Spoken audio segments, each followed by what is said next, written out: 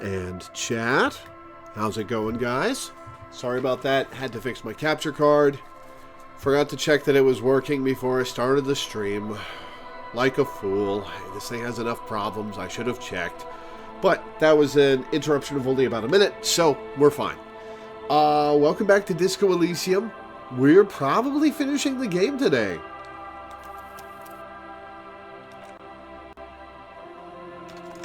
Which is going to be interesting.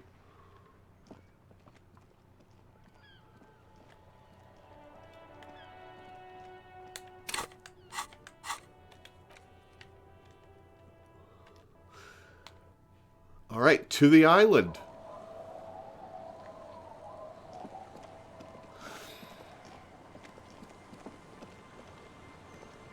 Nope, that away.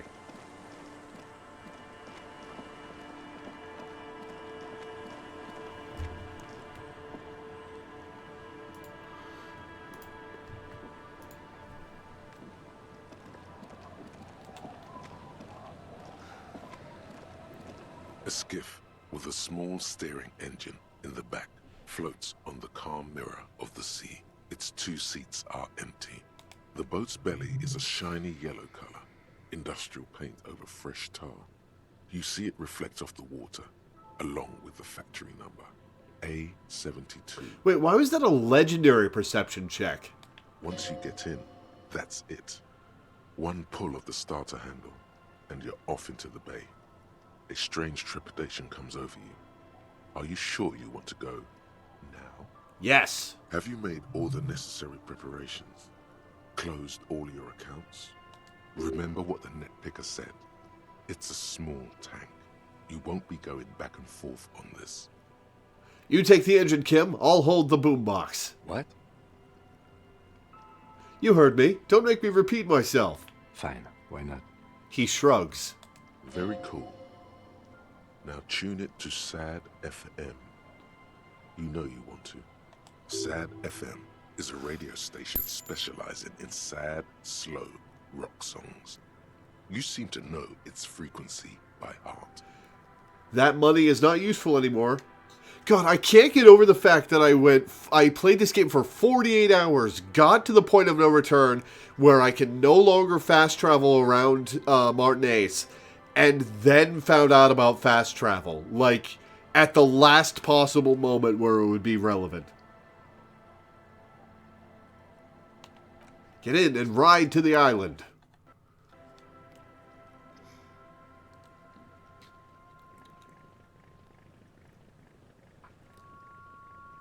I assume you don't get the boombox dialogue option if you haven't gotten the boombox.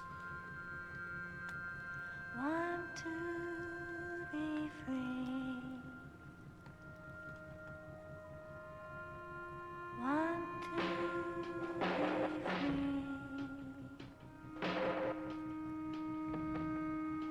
It will last forever.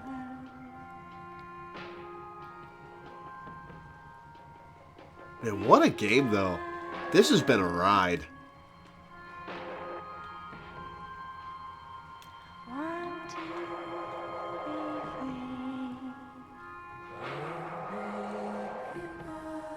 Want to be free. It will last forever.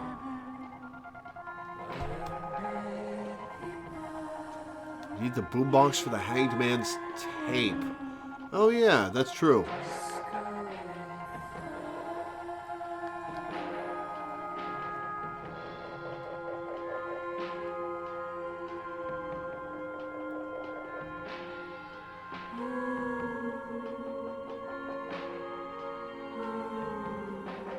Want to be free.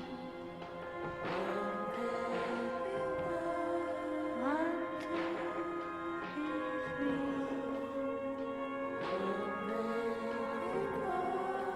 It will last forever.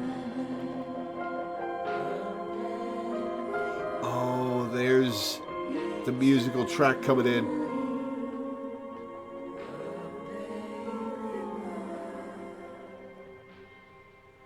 I guess no, just a few notes of that particular. Oh, nope, there it is again.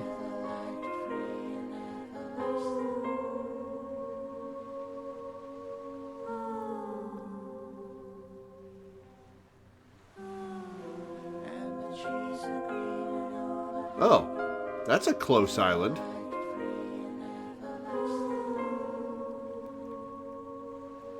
I guess rafting over there is fine for the kids.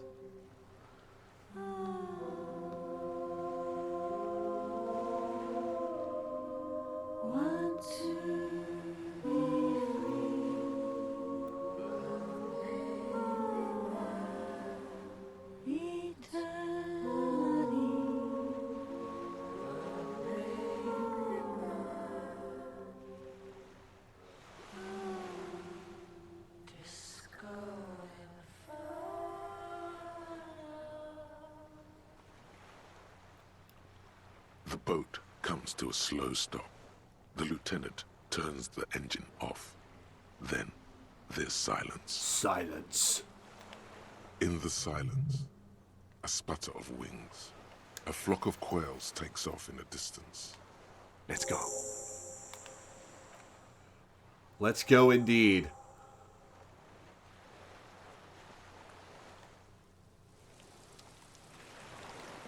A makeshift bridge. The bombs were powerful enough to break the foundation. What's over here? Can't go that way. All right.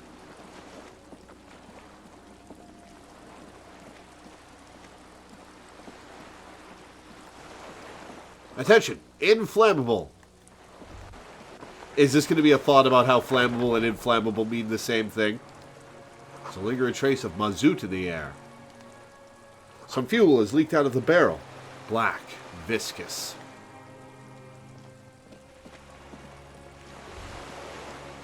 The dry grass crackles under your feet as you stop. Far away, birds' wings touch the still surface of the sea. What is that flutter? The flock of quail departs, now more than 100 meters away. 102, 105. Underneath the flutter.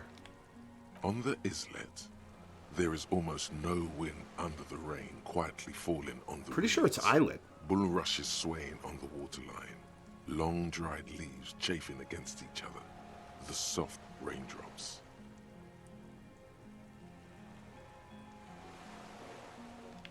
Like a silent orchestra tuning at the beginning of some major Some work. major work. Of great importance to the few who attend. To the west. A silent hiss. Sea air moving through the needles of a pine tree. To the east. The faraway roar of the city, distant like today's dream. Before it, the sound of sand. The low tide filtered through its grains. A bird tending to its feathers. Raindrops fall on water, strangely quiet, forming circles in the distance. Ahead. A low hum. The air slowly moves through a concrete box, through its ancient slits and cracks, resonating, hollow. A big building. Beyond that, further north. Air flows out of a pillbox window. There is very little there. The air cossets flowers on a meadow. Absolute silence. Reeds motionless. Bulrushes motionless. A drop of rain falls on a black log of an extinguished campfire. Below the silence. Called a mamadakwa. Nice callback to the cryptozoologists. Kim, Yes, have you noticed how quiet it is? I have. Is that why we're stopping? Sorry, let's move.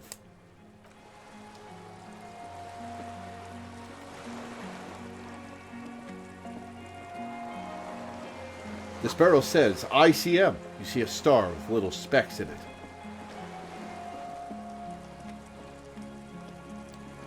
No way to get up there. The stairs are gone. Is this the remains of a lighthouse? ICM. This feels familiar somehow. Kim, what is the ICM? Insul Indian Citizens Militia. It's the official name of the Communards Army, the Black and White Army of the Revolution. Sounds an awful lot like. RCM. It sounds like the RCM, Revachol Citizens Militia. It does. Why? The RCM may descend from the ICM. May? It's impossible to say. It was chaos after the war. The name was good for getting people to join us. Revachol West was mostly workers and criminals. Nice political thoughts rush through your neocortex. A mediocre athlete would pant from dragging around his body on a busted crutch. But not you. You're thinking about politics, with blood dripping down your thigh. Just catch your breath. This is better preserved than the others. You can still read the He sign. bows to inspect the barrel. A white star. No, an upside-down star. With its horns in the sky, the symbol of the commune. Metal. Are those specks stars too? No, that's the uninhabited archipelago.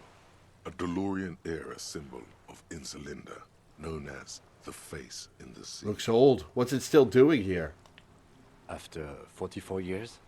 That's not nearly enough to hide what happened here, Lieutenant Gefreiter. One of these barrels was still leaking fuel, as you saw. The city is full of things like this. Old bullets, guns, fuel. Finish thought.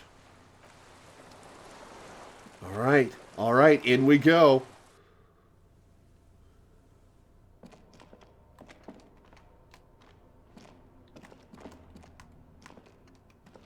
This was once an armament rest.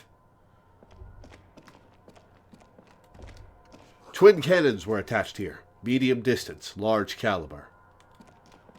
Careful, these stairs have collapsed. Walk down them and then it breaks and I get a game over. Books, mostly fantastique and historical fiction. Dishes stained with sauce and fire, the survivor's kitchen. An old cylindrical generator is nested above the ammo lift, with makeshift electrical wiring running out of its side and across the floor. The cables disappear into the wall to your right. The lieutenant puts his hand on the metal barrel, checking for warmth. It's cold now, but someone has been maintaining it. The wiring has been repaired. Where do these wires lead? Downstairs, somewhere? What kind of generator is this? Liquid carbon. I would imagine it takes mazout. He points to the open fuel cap on the side of the dynamo. The kind that's favored by vagrants and fuel thieves. It's been a long winter, long and cold. If anyone stayed here, they'd need a generator. What does this mean? A generator here? I don't know. I'm not a philosopher. I meant, why is it here? Someone who has basic electrical skills has restored it in order to keep the room warm. Maybe it's the fire guy. The wind outside picks up suddenly, with a faint howl. Inside, it's warm.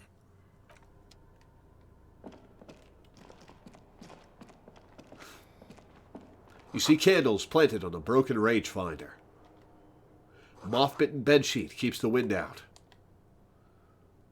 Books and magazines lie scattered on the floor and on a makeshift cupboard. They are not particularly well organized. Sift through them. Most are soft covers, serialized fantastique and detective stories from the 20s and 30s. This disparate digest includes the classic Animal Adventures. Among what is mostly commercial fiction and serialized stories, you find a magazine cathodique for electrical engineering. Then it's back to pulp. Light erotica, an international thriller about circuit benders. Someone's made themselves a home. 17%. I'll try it. The lieutenant inspects a softcover. Not that Failure. you can tell. This is a digest of someone who's dead bored. Most of it is for entertainment purposes. Fittingly right next to the radiola on the floor. Nothing? Nothing out of the ordinary. Maybe it's a little old-fashioned. There's a nude mag. More than that, you can't say. The print in some of these is pretty small, though. This person has good How eyesight. many skill points have I got? I've got 3. I'll save my skill points just in case. There's a greasy old spring mattress in the corner, resting on piles of soft cover books. White linen and a pillow are visible under a worn-out caracal blanket. Someone has been squatting here. The linen is fresh, recently washed. How recently? You force the rest of the sentence out through pain, thick as molasses, no longer able to hear yourself speak. Why does that mess me up? You know, officer, you can rest here if you are feeling tired. I will keep watch. You could use some rest for what's ahead. Ooh. Okay. Maybe a little shut-eye, just an hour. You face the concrete wall. There's less light there, in the dark corner. Like a dog, you lie there. You didn't realize how tired you were. Your body is still nowhere near healed. Curl up with your knees close to your chest. The blanket feels cold. The entire room does. Concrete and cold. Minutes pass. Half an hour maybe. The sounds of the sea beyond grow distant. Your eyelids close. Until you feel yourself standing up in the darkness, right next to the mattress. Slowly, the world begins to hatch from the blackness. It's evening. He let me sleep all day? All right. Fair enough, I was pretty hurt. Sleep.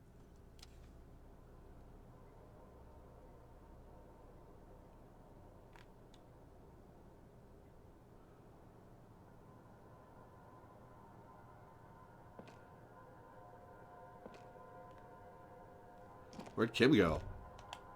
The lieutenant is no longer here. Go outside to the beach.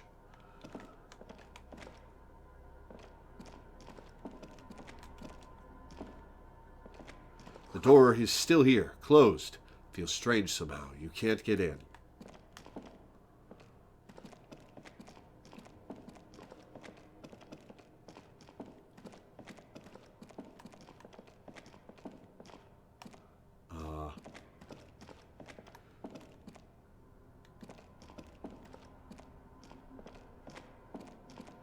Where's the door? I swear I came from this direction. But I don't have a door I can interact with. Can't interact with anything.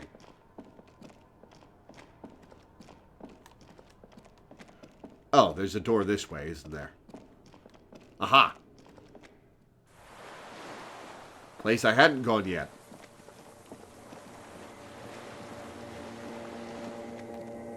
Kim?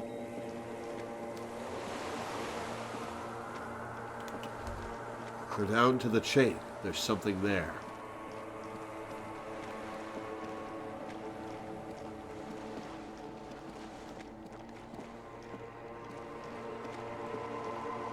Oh, this is ominous. I don't like this. Walk into the water? Now?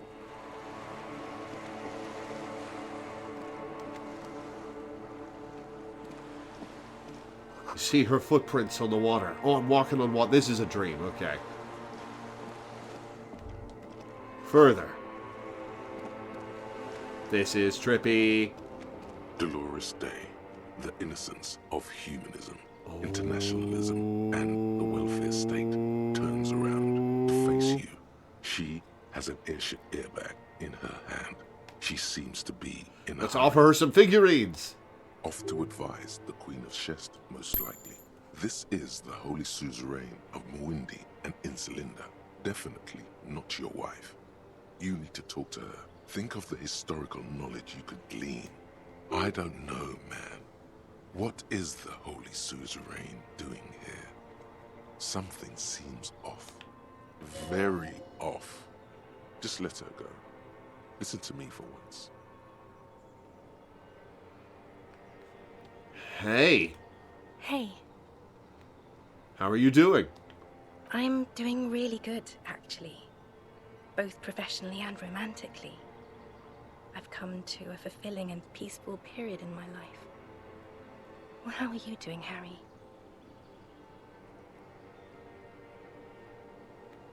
Oof. So there's an ex-wife who reminds him of Dolores Day. who he views as holy and who left him. And now he's dreaming about her. I'm in my head. I miss you. Well, I'm in my head too. We're all in our heads. Do you miss me there? Sometimes. Not as often as I used to. So much time has passed. More than it seems here. She stares at her feet, the zebra stripes on the intersection. The lights of the video rental glow in her hair. This is everything I always warned you about. Where are you going? I'm going to Morova. To live there, in Grad. It's 1 million kilometers away, Harry. Might as well be another life. I don't believe that number. What's in the bag?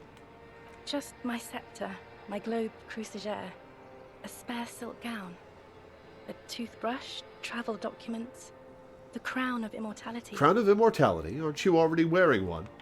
Oh, this. She corrects the wreath on her forehead. This is just a wreath. The crown of immortality is made of rarefied light, mana and raw palladium. It was passed on to me by the rulers of late antiquity. She looks at the suitcase, not knowing what more to say. Then, over her shoulder, silence. Her nuptial gown flows in the wind, wraps around her holy body. Oh, this poor bastard. Anyway, Something is off. I'm sorry. I was heading to the aerodrome.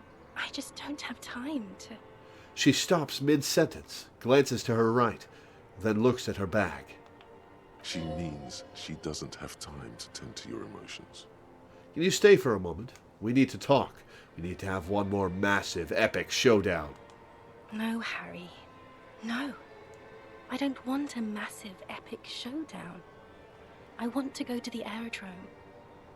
I have tickets for the 10:20 flight to Morova. Really, we don't have anything to talk about anymore. Every combination of words has been played out.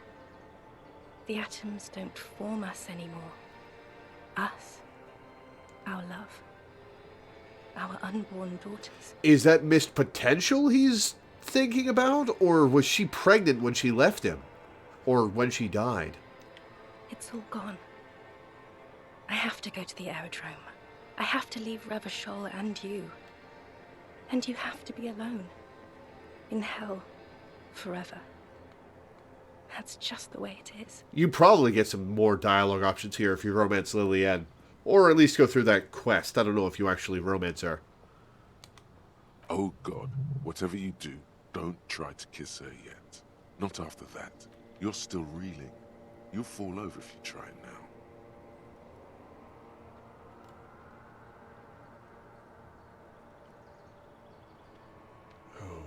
Well, I'm not going to try to kiss her.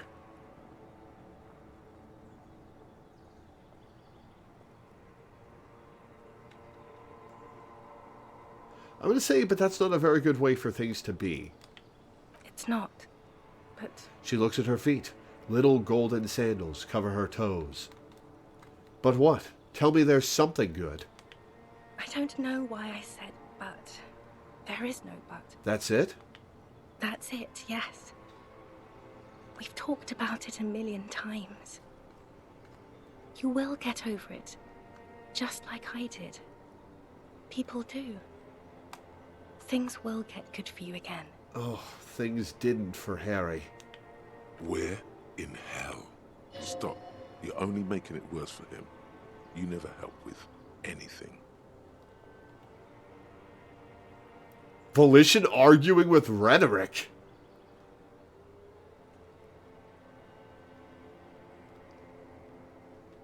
Maybe. I think I've reached the end of the investigation. See? It just takes some time. For you, I think it'll take something like 20 years, maybe. It was hard for me, too.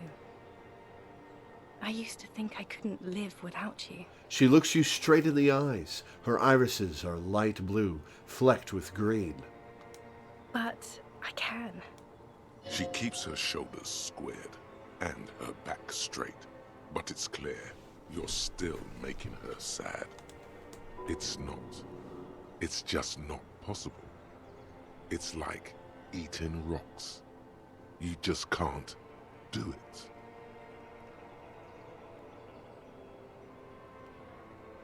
20 years? That's so much time. Yes. It only took me 1 year, maybe 2. Phew. Oh, that's Harry's perspective. Oh, that's rough. So you felt that way once, that you cannot live without me? Yes. But that time is gone now. So very gone. With all my strength, I can't. It's like eating rocks. Oh, hang on. Yes, okay, I did delay my mic. There is a silence. She looks at you, then over her shoulder, then corrects the wreath on the dome of her forehead. As you talk, it feels like chewing on gravel, granite, steel bars. Doesn't have to be like this. Maybe we could try again? No, Harry. We can't. Why? We already tried again, and it didn't work. Oh, Is that how it is now? We should just try all good things twice and then give up. By that logic, not you too. what went wrong when we tried again? I can do it better. I don't know. Please. She shuffles from one golden sandaled foot to the other. In the distance, a streetcar screeches. Okay, I have other questions for you now. I can't answer your other questions, Harry. Not anymore. I have to go. Alright, I bought you this figurine of a headless fallen rider. I don't want it. It looks expensive. I don't want it. I thought the figurines were for getting you back. Oh no! I'll pursue that. I thought you liked figurines. I thought the figurines were for getting you back. That's not what figurines do, Harry. But then the figurines don't do anything. She looks at the headless found rider between your fingers and doesn't know what to say. What about dice? I had some custom dice made in this place. A doomed commercial area. Harry, I don't want things. I want to go to the aerodrome. Okay, I won't give you things then. I didn't ask for things. It's too late to give me anything. They do I would have nothing. liked the headless Oof. fallen rider Oof. back then. Oof.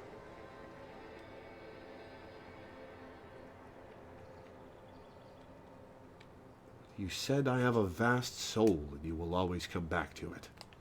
We both said a lot of things. We were very young. Actually, you didn't say it. You wrote it in a letter, a handwritten letter. I kept it in my paperwork. As Queen Regnant, I write a lot of letters. She brushes a strand of white hair out of her eye. You need to recite it to her. For effect. All of it. No summaries. Yeah.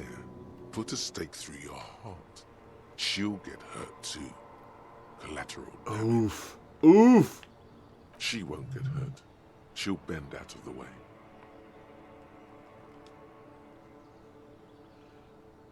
No, I'm not going to do that. You know what I mean. You left me a letter saying you will always come back to me, that you can't believe how happy you are with me. Okay, Harry. Okay. It was morning and you slept. The room smelled of cigarettes and Rowans. There was hoarfrost on the ground when I left. It was autumn, the first one we had together. But you have to understand, it was 1,000,000 years ago.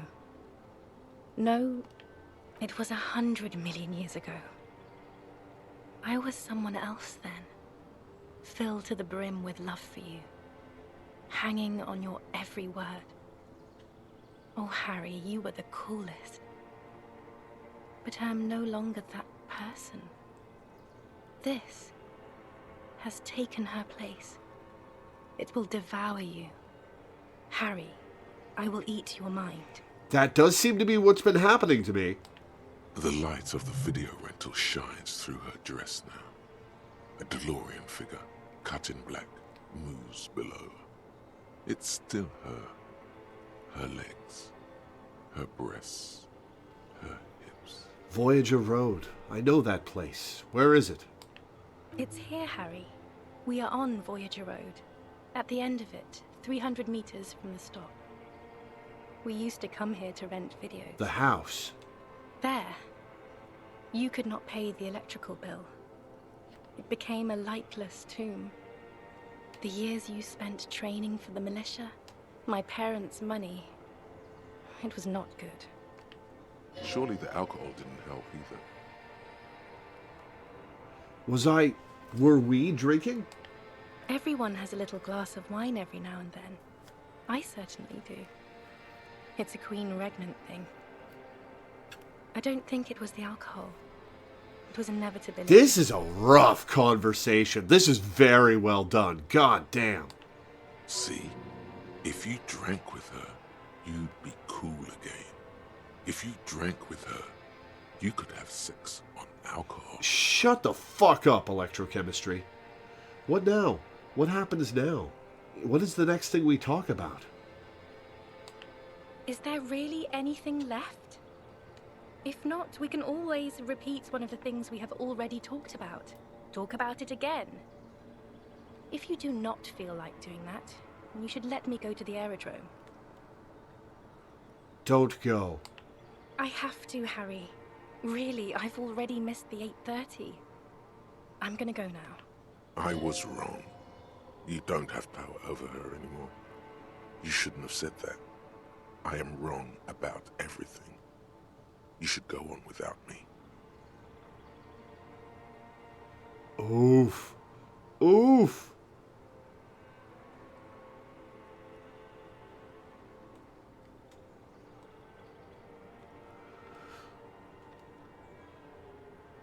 Oh. Oh, this is rough. Okay, I understand. Nod silently like a martyr. No, you don't. You're just being a martyr. And I'm really going now. The time is up. I must be on the 10:20 flight. Will we ever see each other again? Oh no, what if she went into the Pale and never came back?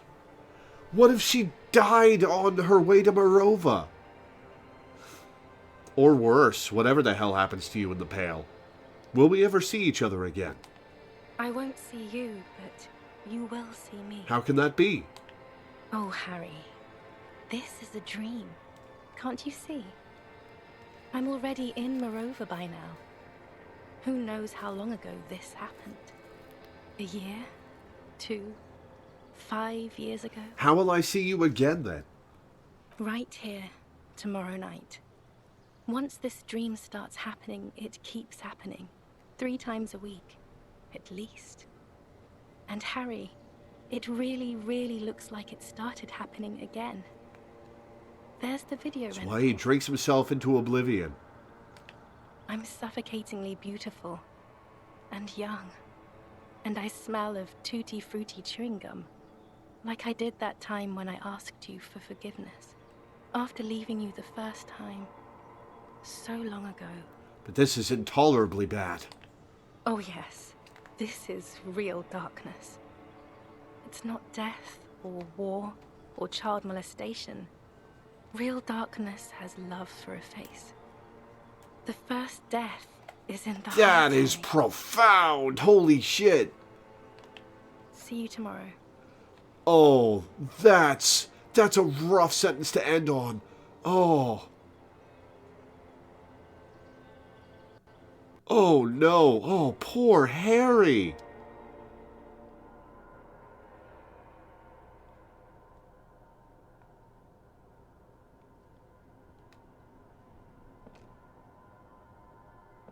You're up quick. How was your sleep? Let's solve the fucking case.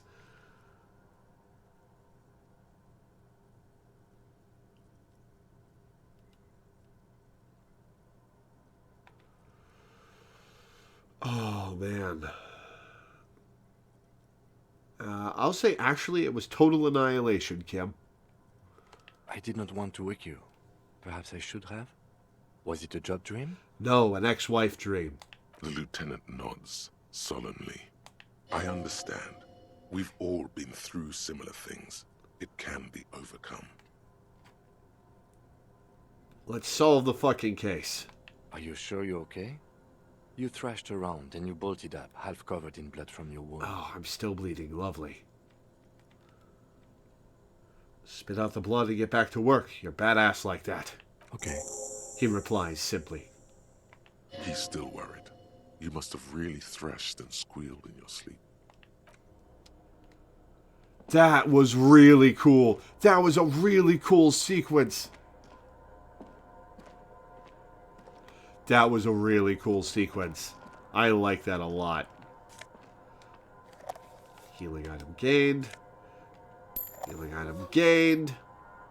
I am stocked the fuck up. This great blast door must weigh over 10 tons. Rust peels off it. You see a small metal door nested inside a larger one. A heavy steel blast door. There is a conventional keyhole above the handle. It's very small. Magically connects to the one we couldn't open back in Martinez. What's on the other side? Another part of the island, probably. The lock looks like it could still be usable. How do we open this? Maybe this is one of the doors we don't open? He looks at the door, then at its bigger brother, then at the lock. No, this isn't one more door. We're opening it. All right, I retract my statement. It was naive. Let's look around and get it open. Let's find that key! This hatch is jammed shut. Green paint flecks off the monoblock aluminium cabinet. There are rows of switches on the front panel, a frequency band, and even a keyboard. Run your fingers across the keyboard. The keys rattle like teeth. This keyboard hasn't been functional in decades. What is this then? The console of an anti-computation device. The generator upstairs, with wires coming out. They terminate here. Could this open the blast door? Possibly.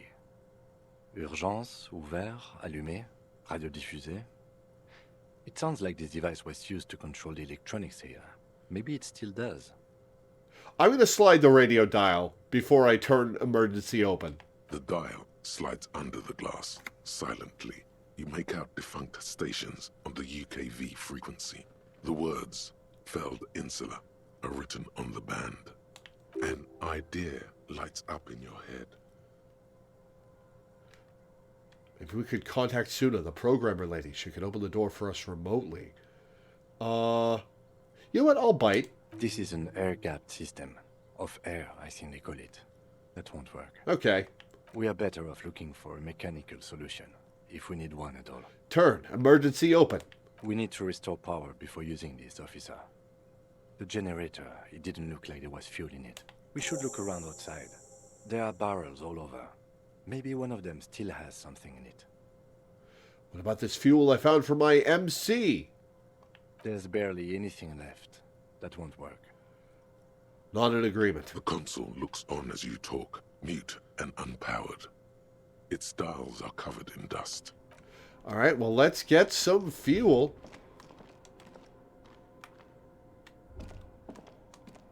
Water rushes below, far down below. Let's see if those fuel tanks outside have fuel for us.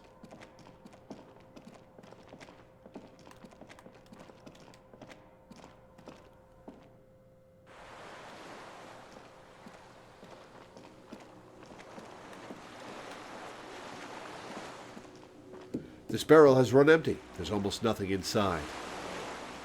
Alright, so much for that.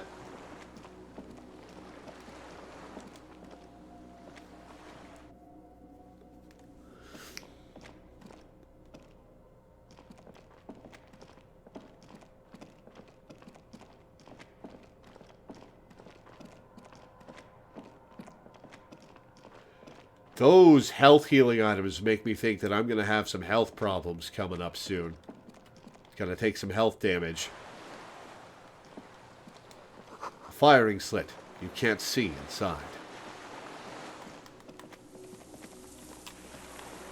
It must have been a direct hit to take out such a large chunk. The distant sound of cargo ships. Signal horns echo on the water. Can I go to the left? To the left? No, I can't step into the crater.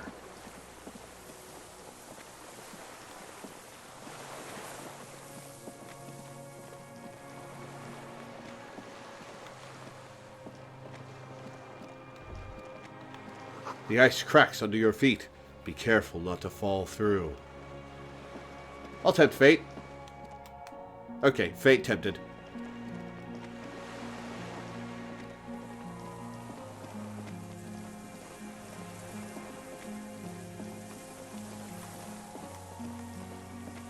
The winch is broken. Rust has eaten what remains of the chain. A strange feeling looking at the water. Maybe you should just wander off into the sea. Leave it all and walk in with a bottle in your hand.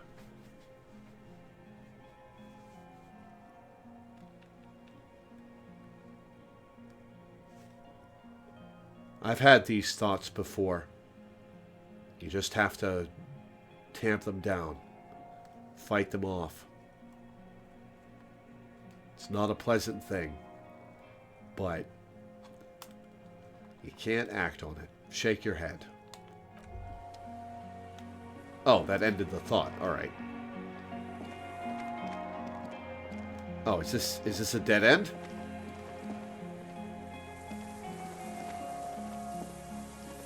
Have I seen all there is to see out here on the island? Where do we get some fuel? Do we get fuel from the boat?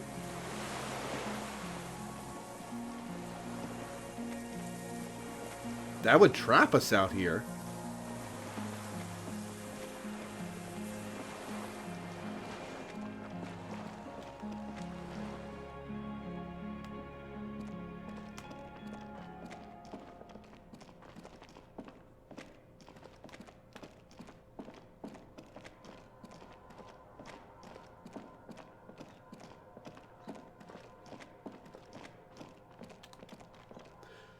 Oh, yeah, to be clear, I've suffered from suicidal depression at various points in my life. It is not a good time. The rusted chain trails off into the ocean. The skiff is swaying on the waves by the dock.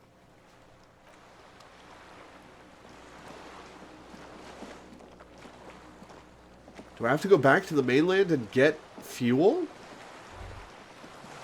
The chain trails off into the ocean, connecting the island to the supply depot on the coast. This leads to the depot in Land's End. Ah, yes, so it seems. What do you think it was used for? For bringing munitions to the island, maybe? And supplies? You could also lock the bay when you raise the chain. As a defensive measure, lock it off that side of the bay. Lock it from whom?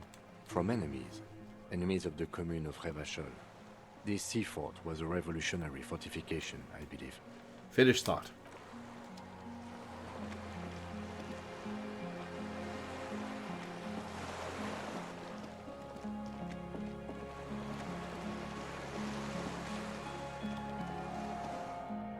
Did I pick up fuel? Is that why it gave me the option to put fuel in the thing?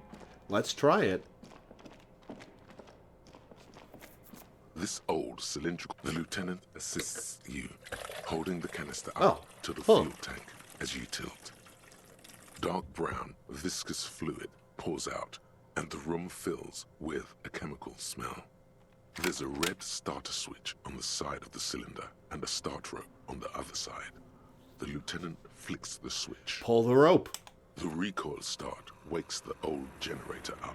The machine sputters like an old warhorse before settling down to a rattle. That should do it. Tap on The the tank side. is far from full, but there should be enough inside to keep it going for a day. All right, let's turn that dial then.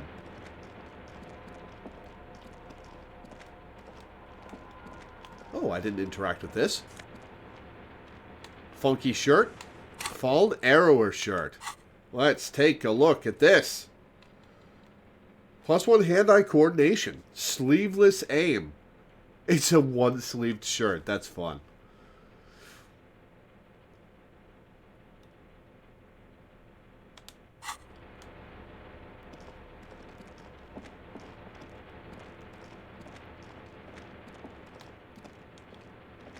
A dim golden glow animates the console. Faint, like a ghost light. Urgence ouvert reads one dial key. Allumer reads another. It's on. Turn emergency open. The blast door opens with a series of clicks. A shaft of light appears, then widens as the light shines in. All right, let's go.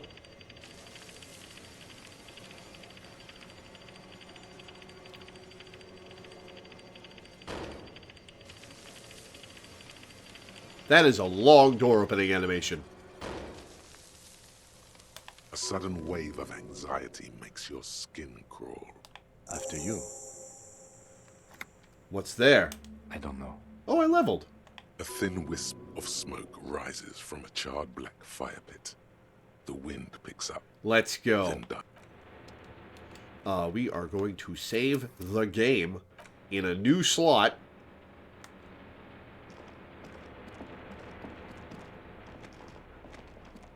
And see what's out here.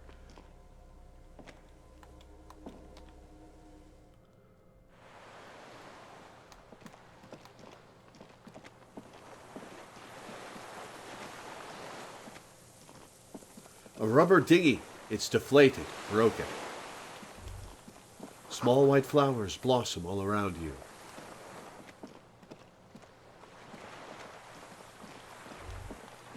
The air smells sweet and scary somehow. Oh, there's a dude. Hello, dude. An old man wearing tracksuit trousers leans on the frame stock of his rifle. He gathers a big ball of spit in his mouth, Ooh.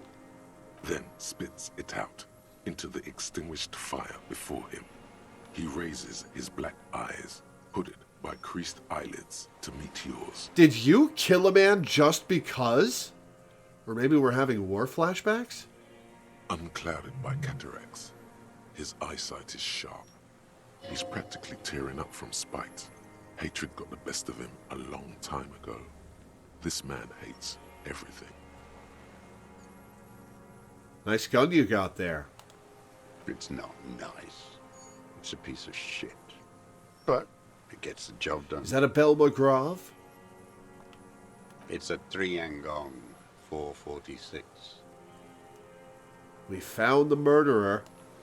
A Samaran rifle. How did you get hold of one?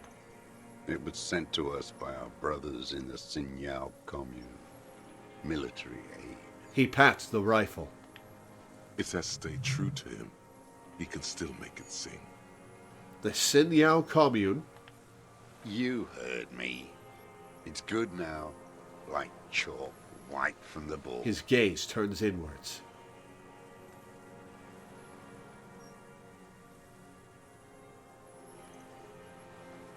And with the police, you can keep the gun, but keep it down. Not one move.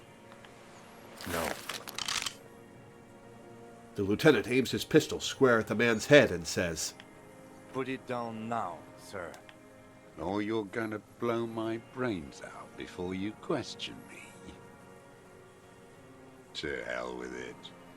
It's a walking stick anyway. It's out of bullets. The old man lays the rifle down carelessly, then looks at it lying there. Ooh, this is tense. I like this. Like an amputated limb in the sand. Pick up the gun lying in the sand. His gaze follows your motions. The rifle feels surprisingly light in your hand. Frame stocked and patched in places with tape and wire. Inspect it closer. The rifle's in a shabby state, like a crutch that's seen too much travel. Hieroglyphs are embossed into the forearm, made of walnut. On the butt, you see Vespertine writing, burnt into the wood. Triangong, 4.46mm, made in Sinyao. It's as he said, it's a triangle made in Sinyao. No one said it has to be a Belma grave. We were just guessing. From ballistics, it could easily have been a triangle, too. It doesn't matter if it was made in Shanti. All it has to do is use jacketed ammunition. And it This does. uses jacketed ammunition, 446. The right type and the right calibre. The lieutenant nods, glancing at the gun. He's liking this. Stow the gun. The old man keeps following your motion with his gaze. His right arm twitches Uh-oh. suddenly. This looked very much like the murder weapon. It could be used against him to get a confession. In time. Who are you? My name is Josef Lilianovich Dross, Political Commissar of the 114th Anti-Aircraft Division of the 4th Army of the Commune of Revachol. You've been out here a long time, haven't you? I am a deserter, a partisan, and a prisoner of war. This is my termless surrender. His eyes turn to the reeds again, dead and dull. The commune of Revachol? Do you mean the ICM? You're a holdover from the... From the Insulindian Citizens Militia, the army of the revolution. I was recruited in Jamrock in '07, trained in the École de Contrôle Orient, and consigned to emergency defense duties in '08. I left my unit on the eve of the landing. When I returned here on May 14th, the commune had fallen. Still armed and ideologically trained, I wrote a criticism of myself and resumed partisan duties. 51 minus 8 equals 43. You've been on this island for 43 years? No. I've been on other islands, too. I was in Resurrection until they turned it into a spa in '18. Then I was an E-48, a nameless sound, until the sea washed over it. Then I came back here. That was 22 years ago. Man, this guy's immediately got so much depth to him. Oh, man. Sad old man, lost at sea, still living, still feeling the shame of the war he lost so long ago. You said you deserted your unit. I was just 16 years old. 15 when I volunteered. I had a lapse of faith. And of courage, too. Lapse of faith? You could say I misunderstood the historic role of the proletariat and thought Mazovian socioeconomics were fallible. For a second, I doubted the irreducible laws of historic materialism. A second is all it took For what? for reaction to take hold. We all have a tiny bourgeois person in us trying to run away. What's reaction? Petty bourgeois terror. It's in all men. It wasn't reaction. You were just afraid. It's the same thing. You haven't seen it. Not really. Not naked. It's impossible not to be afraid. And this was... when? The lieutenant instinctively looks to his notebook, but does not take it out. Unlike you, Kim. May the 13th, '08. 44 years ago. The horizon was black with coalition airships. Their petroleum rose to the sky, and it looked like it formed the clouds. Storm clouds. When they started shelling, it was dark magic.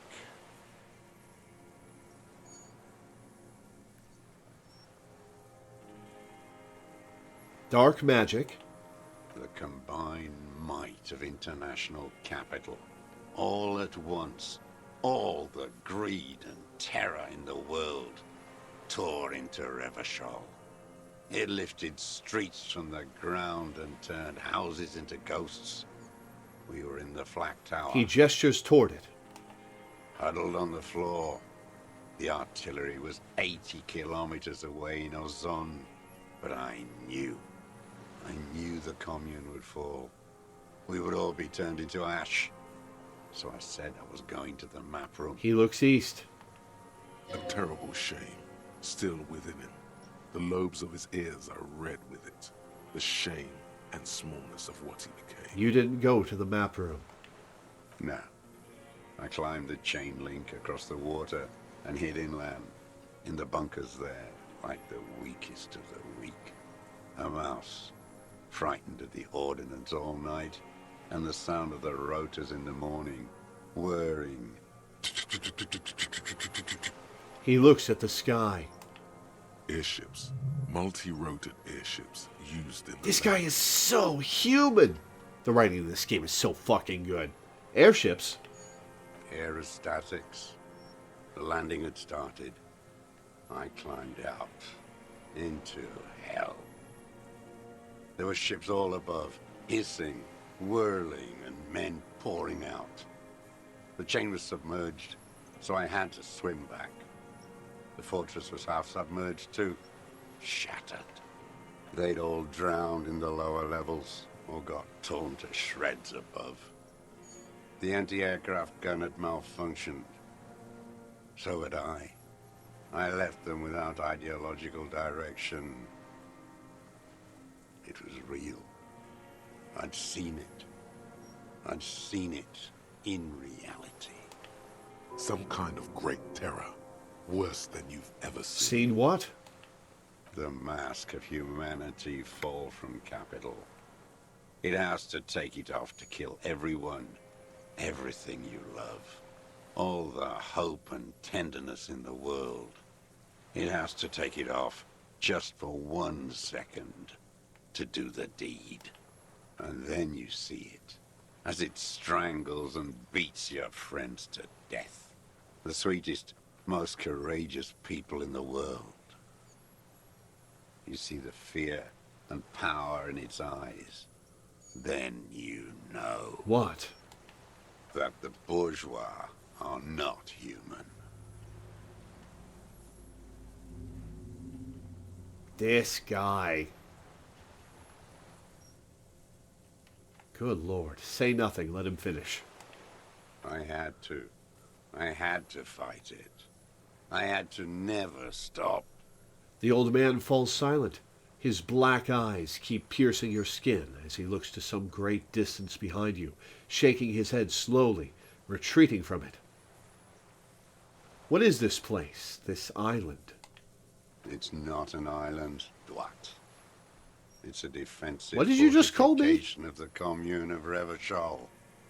And I am its last surviving defender. What was it used for? The congenitally deformed King Philip II built it to restrict access to the Bay of Revachol. We captured it in '02, retrofitted the fort with an AA gun to defend against an airborne landing. Against the whole world. You mean the landing, retaking of Revachol? Coalition military called it Operation Deathblow. I later found out on the radio they called it Deathblow. You're one of them. Tell me, who speaks like that? We had 50 million people on Caillou alone. Oh, how do I answer this? How do I answer this? I'll say coalition military. Iblis, Iblis? the black-eyed angel. Who's Iblis? Again, you've been hiding here for 43 years? 43 years and 10 months. That's the length of my entire life. It's too long. It's not how a human being should live. But I couldn't just forget what I saw. He just couldn't. You couldn't give up. He nods. But he can now. Is that why you killed somebody? So somebody would come find you and take you away? Did you want Did you want to be arrested and taken away from this life so that you didn't have to give up yourself? What have you been doing during all this time? Hiding, fishing, waiting. He looks across the water. Where the afternoon grows late, on Rue de Saint-Ghislain, people walk home. Street lights will soon be lit. Further inland, the streets are alive with workers, men, women, children, street hawks and migrant laborers. The temperature is steady. Alto cumulus clouds form above Precinct 41. 2 police officers step out of the Whirling in Rags cafeteria. Satellite officer Jean-Vic Mayer inspects giant letters across the plaza mosaic in dark red government-marked heavy fuel Oh, oil. now he's back. Patrol officer Judith Minot points west. The fishing village. She glances at her watch. We meet in 15 minutes. It's a 10-minute. Meet who? The officers go, leaving behind the writing, still smelling of petroleum. One day, it says, I will return to your side. Always waiting. The old man turns his eyes from the shore and back to you. For what? For her to return. The black-eyed angel? Her who? Girl child. Revolution. Girl-child revolution? Always. I'm afraid she's gone. The material base for an uprising has eroded. The working class has betrayed mankind and themselves. The historic opportunity for a revolution has passed. It will not come back anymore, however hard I try, whatever I do. God, this guy. This guy is so layered, so deep a character, and we've known him for 5 minutes. How have you survived all this time? How does anyone survive? I steal. Now hold on there. What do you steal? Supplies, vegetables. I collect rainwater. It's the life of a dog, not a human being. He coughs once more, then puts his hand on his belly. How is your health, Mr. Dross? I've been throwing up blood since winter. Red, like beetroot. Been passing it in stew, too. He does seem frail. Gaunt for his age. More like 75 than 65. Trouble putting on weight could mean cancer. Ooh, that's a bad way to go. The RCM can provide medical services. You need to be looked over. I need to die. You don't have medical facilities. You have guns. That's all they give you. Toy guns. This is a serious situation. You need to be looked over, and we can do it. There's nothing to look over. The triage is in, and it's black. Administer morphine. Moribund. How have you coped mentally? I haven't. I have holes in my brain. Years missing. Others filled with pain only. A decade of... His eyes roll into his skull and back. I don't even know what. Inferno? You notice the lieutenant is about to say something. I would imagine it gets tremendously difficult, mentally, to live in isolation. Traitors. It's better alone.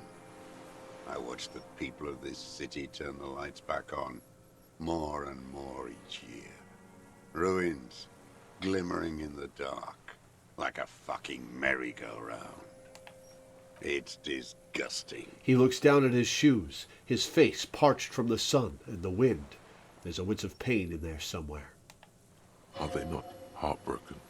How could they have moved on? He never moved on, and he feels betrayed that society did. How have you concealed yourself all these years? It was hard in the Thames. I didn't have partisan training. They were searching for stragglers, those bloodhounds. Floodlights on the water at night. There were posters, campaigns. We communards still hoped, and they needed to snuff that hope out. The East capitulated. Martinez and Cold City were turned to dust. But Jamrock, Forburg, even Coron, and Boogie Street, of course. Those fucking kips had Marsov coursing through their veins. And others too. Some No need for cordons of slurs, Revachol dude. was still fighting. There were cells. I tried to contact them. Soon they all went silent. The frequency's dead. How did you get between here and the mainland? At night, I used a dinghy. I only went after dark then. When I got to the city, I stayed underground. Patrols, you lot, the commons too. They'd started snitching. In the city, you move underground? From bunker to bunker. Not anymore. No one cares now. I don't even have to hide. They think I'm another antisocial vagrant. I could walk straight into that town if I wanted. I just... You can't let go. He falls silent, his gaze fixed on the shacks huddled together across the water.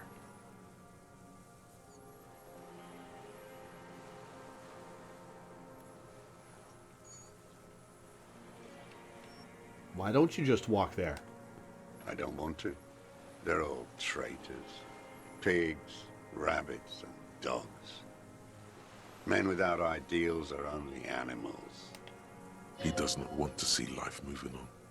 People forgetting, drinking, laughing. The weapons cache under Songus Lane 22B, in the basement. Have you been there? So you finally found it. There must have been a small squadron's worth of arms in there. Elmer Graves, right? They were damaged beyond use. I know. So you've been there? Sleeping. Some nights. Ammo scrounging on others. Those McGraves were shit, even before they corroded. Some had bullets in the chamber, however. So that was you staying down there. You feel the dots connecting. Little dots on the map he's walked across. There's a small bunker under the Feld building. Have you stayed there? The propaganda bunker. I used to, but not anymore. Propaganda bunker? They stored leaflets there. Broadcasting equipment, too. Made broadcasts, I think. Propaganda officers. I buried them with their leaflets. They killed themselves. 2 young boys. God. Killed themselves? A lot of our boys did. I spent some winters there. Never liked it. Kept thinking of them. No need to go underground anymore. It's better in the ruins, on the ground. Tell me another thing. The old man looks across the water, at the city, the ruins, the motorways rising above it. You said this is your termless surrender. You're with the RCM, the coalition-appointed mob that enforces bourgeois morals in Revachol. We're not coalition appointed. We just try to help people. You're the RCM. You represent the Moralist International, the enemies of humanity who took this city. I represent their adversary, le Parti Communiste d'Insolande. Take me to them as a prisoner of war. I have relinquished my weapon. I can no longer serve. No superiors can relieve me of my duty. You bulldoze them all to a mass grave for trying to free humanity. God. I know he's a murderer, but God, this poor bastard. Holy shit. His hand shakes and he breaks into a coughing fit. A spray of blood from his mouth on the black charcoal in the fire pit. So you're a communist soldier from the communist army? No, I am not a soldier. I am an ideological officer. I belong to the party, not the army. But you said you were trained and assigned to the Defense Corps. Trained in historical materialism, then assigned as a political commissar by the party. These things used to mean something. The last communist soldier in the world. Damn. Wait, what does a political commissar do? The old man does not answer. He tilts his silver head and looks at the reeds. You see a small tremor pass through his legs. His job was to assure the army answers to civilian control and follows the ideology of the Commune. The lieutenant says softly. Scientific communism. A commissaire politique is a night philosopher of the revolution. A future human. That means you're a trained communist, right? He nods slowly. Then another tremor. Say nothing. He looks away to the sea and lets out a cough. I have another serious question for you. There's nothing serious in this world. It's a farce. Assess his body language. I can't change my gear to get better composure. I have 4 skill points, though. I'll try it. 8%. My name is Oh, whoops. Joseph. I am a... The Commune of Forgot to highlight From it. the I left... 51 minus 8 equals. No. I was an resurrection until they took... There's nothing serious in this world. Failure. For a 60-year-old man with stomach trouble who spent his entire life alone on an uninhabited island, he seems surprisingly fit. That's it? He's prone to erratic hand gestures and clearly malnourished. But that's it. You can see no more by looking at his slouched frame. The moment passes, and you say, Yeah, we'll spend a point on composure. Composure is...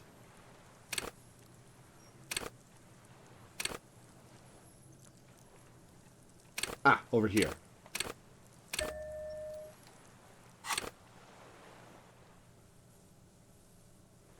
%. I can't do it again? I put a point into it. Oh well. What have you been using this gun for? I've used it for killing people. I don't know what I expected you to say. here we go. A trail of blood. The lieutenant smells it too. Killing people? It's a gun. That's what they're for. You want a moralist euphemism? Defending your family and your property. I haven't done that. Oh, I have to leave the conversation. Right. Forgot about that. I've used it to kill people. Interesting. During or after the war? There is no after the war. Class war is never over. So he's continued killing after hostilities ended. Okay. Go in straight. No euphemisms. He doesn't like those. No. Be careful now. Slow and steady does it. Make him repeat it first. So you're saying you killed people after active fighting stopped? What did I just say? He keeps shaking his head, erratically suddenly. He brushes something out of his eye. What did I just tell you? Don't drop the ball now. Did you use that gun to shoot and kill a colonel of the security contractor Crenell? The who now? He leans in and cups his ear. He heard you. He just wants to hear you say it again. This is dramatic flair on his part. Right choice. We're in. Do it, sire. The corpse in ceramic armor, hanging behind the whirling in rags. Did you shoot him? Oh, yes. That one. Ugly piece of work, that boy. I agree, but still. Did you kill him? The lieutenant takes a sudden step toward him. I am a son of a welder and an officer of the Commune of Revachol. I do not collaborate with murderers and pederasts of the liberal regime. A drop of blood in the saliva. Exhaust him with proof. Pile it all on him. Get a confession. The gun. The murder weapon is the perfect opener. The scent of blood in the air. But what else? There was something you can't remember. Something about the tracks. Suddenly, all those tracks are so confusing. Go with something else first.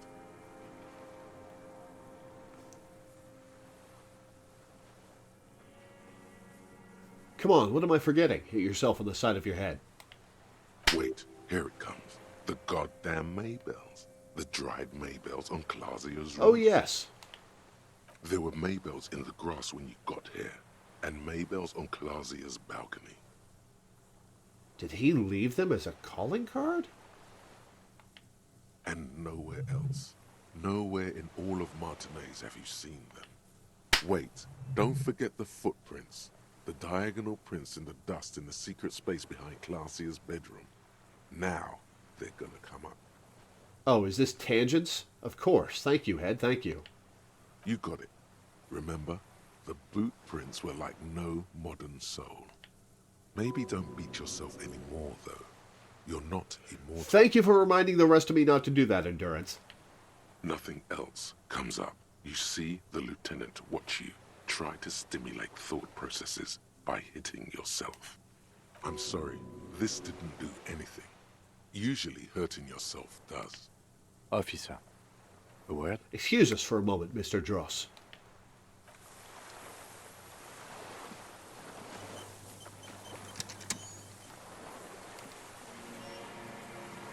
I think we may have The this. lieutenant whispers, then gives the suspect a short glance. Do you think he did it? From nothing to this in a day. This is good, Lieutenant Gefreiter. We just need a confession first, and then maybe a solid motive later. How do you think the questioning is going? Good. We are doing very good. He wants to confess, I can see that. We just need to pile it on a little more. The more we have on him, the closer he is. You hear that? He thinks you're this Healed close. morale. Could I have fucked up my morale by now? What am I missing? What haven't I done? Ballistics. Let him cook here for a minute or two. We can have another look around the island for a sniper's nest. I think we should check out the post. A small tower on the coast. Okay, let's do this. Remember, he wants to tell us, but he doesn't want to help us. It needs to look like we already have everything. There is palpable excitement in his tone. He likes him for this. A lot. But there's something more, too. He thinks the deserter has more than just this case in him. 44 years here. You think he has more than this case? Oh, yes. And he hasn't spoken to anybody in a long time. If we get him open, who knows what will pour out. Pat him on the back. Alright. Saving. New save. Alright, so there's a sniper nest somewhere.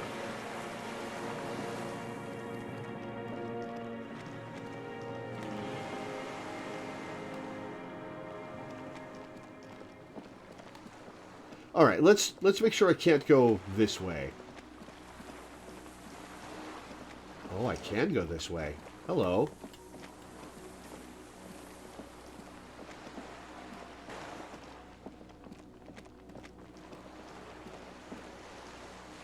Oh, how do we get up to that?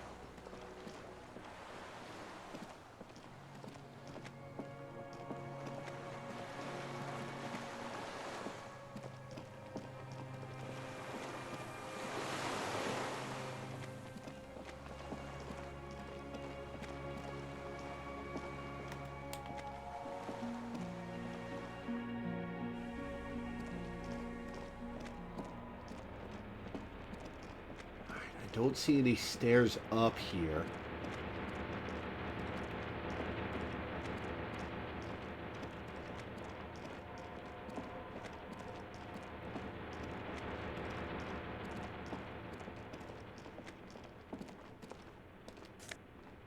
Oh. We gained plus 20 cents and some magnesium.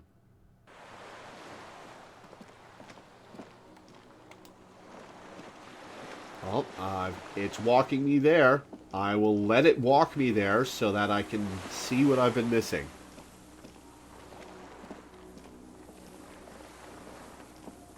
I could have gone up here this whole time. Oh well. pain in your pelvis makes you wince. Then you continue.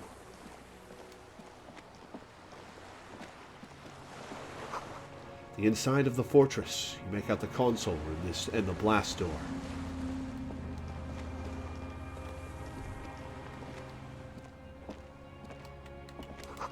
The depot that supplied this chain is long gone from the coast.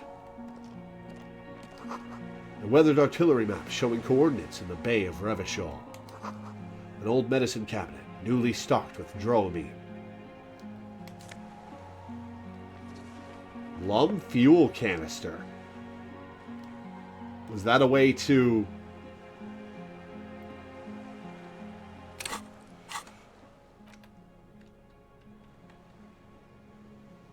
I can sell the Triangong for 70 real.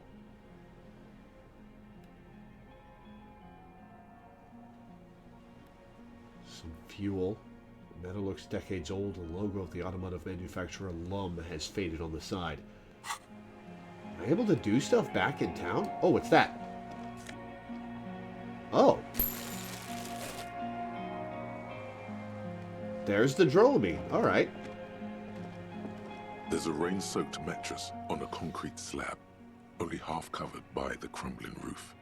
At the head of it, double embrasures, firing slits like two eyes in the wall. B triple prime. This looks like a good place to shoot from.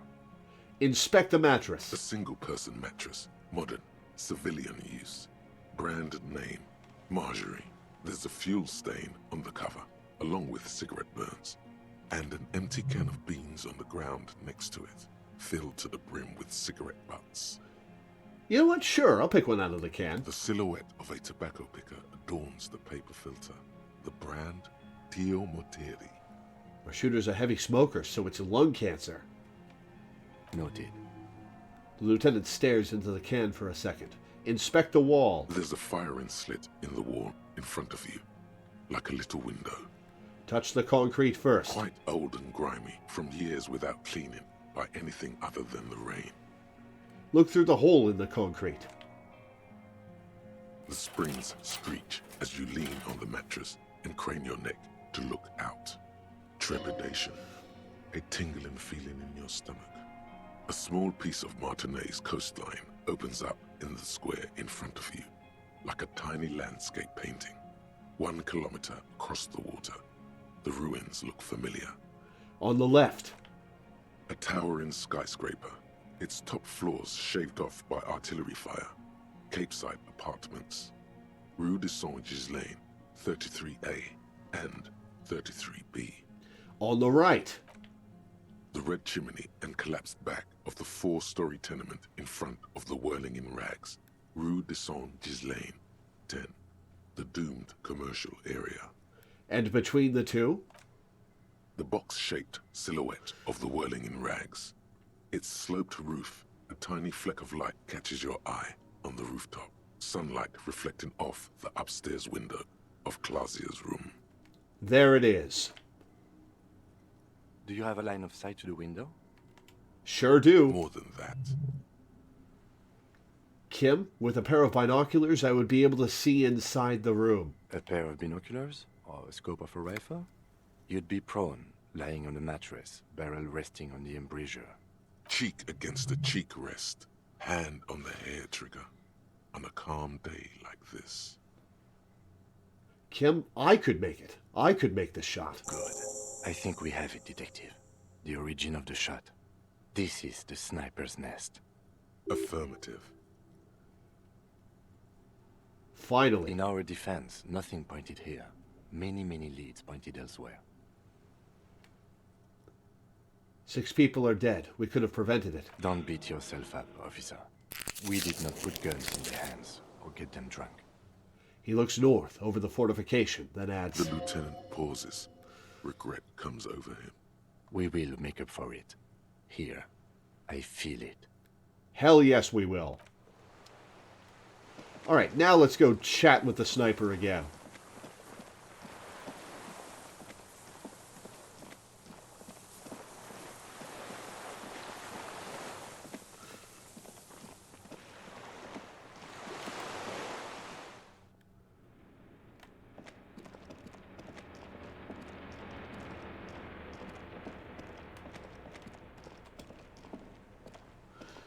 This is a cool ending to the game.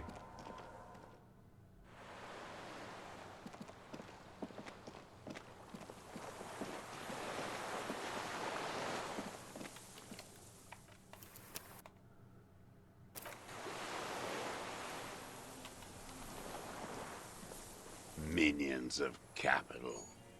What do you want? Let's assess his body language again. Damn Aside it. from the rare, erratic hand gesture, smacking his lips and despondently staring into the fire, you can only see that he is old. One more time, Mr. Dross. The Colonel. We need to talk about you killing him. Petty bourgeois law. This is all you care about, right? The only thing in the world for you types. Well, it's murder, man. Pretty sure that would be illegal under communists, too. A drop of blood in the saliva. Tear into him again. Pile it on him. I wonder what brand of boots you're wearing. Everything is brands with you individualists. Who cares what brand my shoes are? Sansa. Some shit. Show me the soles, please, Mr. Dross. Fucking imbecile. The old man stretches out his leg. A black and white spiral pattern covers the sole of the worn-out old running shoes on his feet. The maker is Sensorique. The model is Corbeil, and the size is 43. These are not the unusual horizontal patterned soles you saw in the dust on the floor of the hidden room. They do, however, seem to be about the same size. The size fits, but not the sole. The lieutenant comes to the same conclusion. Drama, easy, 9. Wait, maybe it's simpler than that. Success! Sire, he doesn't have to be wearing them right now. People change shoes. It doesn't mean you weren't there, near the room the victim died in, sneaking around. Racking those brains, are you? Desperate to report something back to your masters? They must have really loved that dead fuck. The lieutenant gives you a quick sideways glance and nods to acknowledge. The prints were his. You can see it in those eyes. He can't keep them from flickering, looking for something. The old man stares at his own prints in the ash around the fire. Silent suddenly, some strange process within him. A gush of wind. Seagulls in the distance. Maybells, behind the victim's window. I saw them growing here. Damn Maybells. The whole island is turning white with them. He seems tender suddenly, nostalgic even. A strange mood swing. Flowers in winter is a little weird. So many this year, too. The spring is coming. No, it's already here. Wash the filth away. I haven't seen those flowers anywhere else in Martinaise, only here. They blossom on the islets before. We fertilized them with our blood. Resurrection was snow white in May, before they ruined it. South, the Bay of Martinaise is dotted with little freckles of islets, turning green, with white flowers in white snow. He literally just pronounced islets correctly in his dialogue narrator, and now you're pronouncing it incorrectly again. The coast, too, before they piled their containers on top of it, filled with broken, useless trash for fat-fingered bourgeois children to play with. You must get around a lot to stay undetected all these years. Do you know any secret paths? Pinball workshops? I may. A curious tremor passes his face. A young woman called Klasia. Ring any bells? Flowers like these were behind her window. Classier. He knows her, but hadn't heard the name. Yes, Klasia. You hadn't heard her name, had you? My ears don't reach the city. You know her, right? She had intimate relations with the victim, the mercenary. With the victim. He turns his sight from the whitening field of flowers and falls silent. Then the muscles in his jaw twitch, a spasm. There is a small tremble, looks like a smile, a crooked smile, yet isn't quite voluntary. He's about to burst. We've done the ballistics. This shot came from this island. I saw you poking around there, looking for evidence. You're damn diligent when it comes to dead fascies. Did you like the view? You had direct visibility. There are embrasures in the concrete, specifically meant for a top follower to use. And you had a long-range rifle in your The possession. lieutenant softens his voice. You've been here a long time, Mr. Dross. Too long. You clearly need medical aid. I'm ready to die. I've done my part. This guy's voice actor is really good. He's practically admitting to it. Dead fascists for fascists. Done his part. You said fascies. You're admitting you killed him. No, I'll say the view was perfect. With a pair of binoculars, I could have seen in the room. Because it's a sniper's nest, you stupid fuck. Radio Gosh is right. You have worms in your brain. Another sudden twitch, then one more one in his right eye. Leave no stone unturned. Get him on what matters most. I don't need your cooperation. I've got this, show him the Triangong 446. Not a lot of guns around that use military-grade ammunition, are there? It's a real gun. Not like your little musketeer pistols. I've seen you prance around with those. Jumping hoops for the liberals. You look like imbeciles. Why don't you ask them to give you real weapons? Going against automatic rifles with these toy guns. Of course you got those boys Oh, he's gonna rub it in. Damn, he saw you. He's watched it happen. He would have a good view of the tribunal from here. It's not just empty boasting. So he saw you. Okay. So what? Don't let it divert you. Stop changing the subject. We have the murder weapon. You know what? You're right. I'm convinced this made the shot. Should we call it? The lieutenant looks at the weapon demonstratively. I'm calling it. We have the murder weapon. Good. The lieutenant takes out his notebook and draws a single line. Hey, I leveled. I have 4 skill points again. This feels good, doesn't it? Tearing things up like this. When you have the murder weapon, you have the key. Not always, Kim, but in this case... Murder. The old man does not say more. He just glances into the reeds and then twitches once more. Is he going to die by the end of this conversation? That would be... Oof. That would be a hell of an ending to this story if he dies before he's done talking to us. Before we can arrest him. You know who he was. A coalition-trained murderer. Armored and armed. He wasn't human. The blunt end of a hammer. Dripping with blood.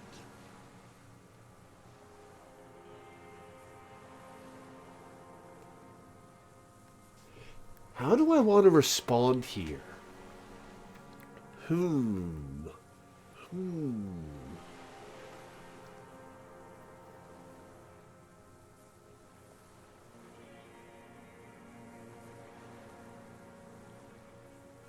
I'll say he was a killer, but he was still under the protection of the law. Beating us to the ground. Moaning with joy. You hounds get so thorough when a company-trained killer dies. I haven't seen you on this coast for 40 years. You know, maybe I should have killed one sooner. Ah, you're admitting to it. Got your attention. Now you stop beating druggies and prostitutes in your basement. Now you come to investigate. Not when they die by the hundreds. He breathes through flared nostrils. This is it. Shot him. Shot him. Say shot him, not killed him. So you shot him? Oh, the inhumanity. One paramilitary less in Revachol. You can almost see him squeeze a tear out of his eye. His fists begin to tremble from the anger. The lieutenant raises his right arm to hush you. Hush. He does not need to be pushed anymore. The ball is rolling, while the lieutenant listens, holding his breath. Just nod. I had them in my sights. Both of them. Him and the whore. I was breathing with them, in phase. And I pulled the trigger and flew on the air until I landed in his mouth. That's evocative. He begins to smile. I didn't think I had a shot like that in me anymore. I did.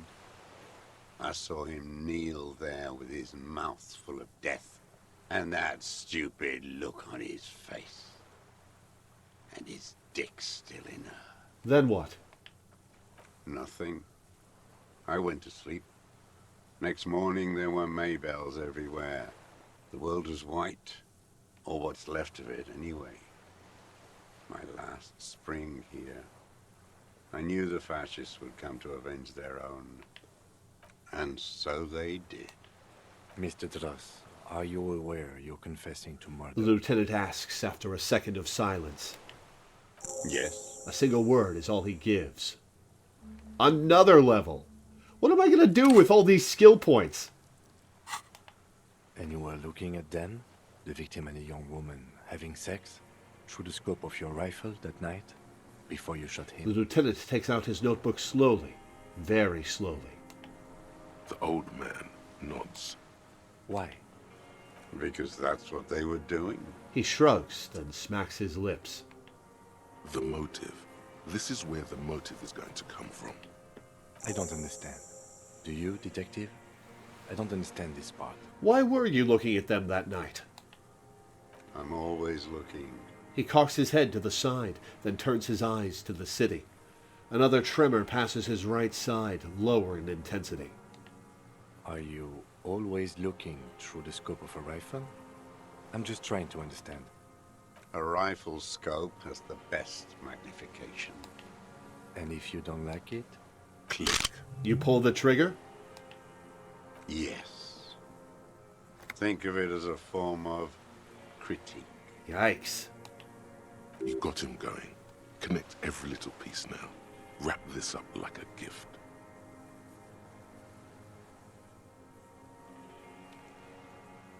Been looking at anything else you haven't liked? A tragic comedy. Druggies, prostitutes, and rentiers. A strange little engine seems to fire up in him again.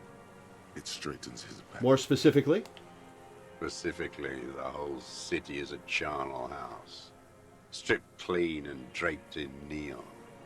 But Martinez is the worst. How come? It's probably because they live in the ruins of the revolution and have still moved on. Because of the racists. Everyone is a racist in Martinez. It's their favorite thing to do in the whole world. Listening to race-themed radio shows. In the ruins, in their lorries. Okay, I'll grant you that being pretty bad. I did run into quite a few of those. Pump full of steroids and Radio Revachol 92. Race this, race that. It's all sanctioned by that Social Democratic Union and the farce of a Social Democrat who runs Mr. it. Clare? Yes, the fly larva in his container. He let some nihilistic advertising yuppies erect a statue of Philippe III, a syphilitic murderer, on the town square, to spit on the working class. Let him finish. Do not interrupt. Not since the serfs of ancient Pericarnassus has history produced a more inert social class than the Martinez proletariat. The rest of Revachol at least pretends to rebuild. These people still live in ruins. In tents, like animals. Like those boom-boom morons on the ice. A pity they didn't drown in that tent of theirs. Hey, you keep off of them. They're idiots, but they're harmless. He keeps shaking his head with sorrow for the sight he missed. That all? The worst of them is the blood-drenched Sucrion on her yacht, licking her lips. The old whore's gone now. Her gun-toting porcelain men are dead. So, actually, no. Why didn't you shoot her? The worst is that old cop parading around in his uniform, throwing balls all day. It's not enough that the racists and liberals are dancing on our graves. The old loyalist ghouls still parade the ruins too.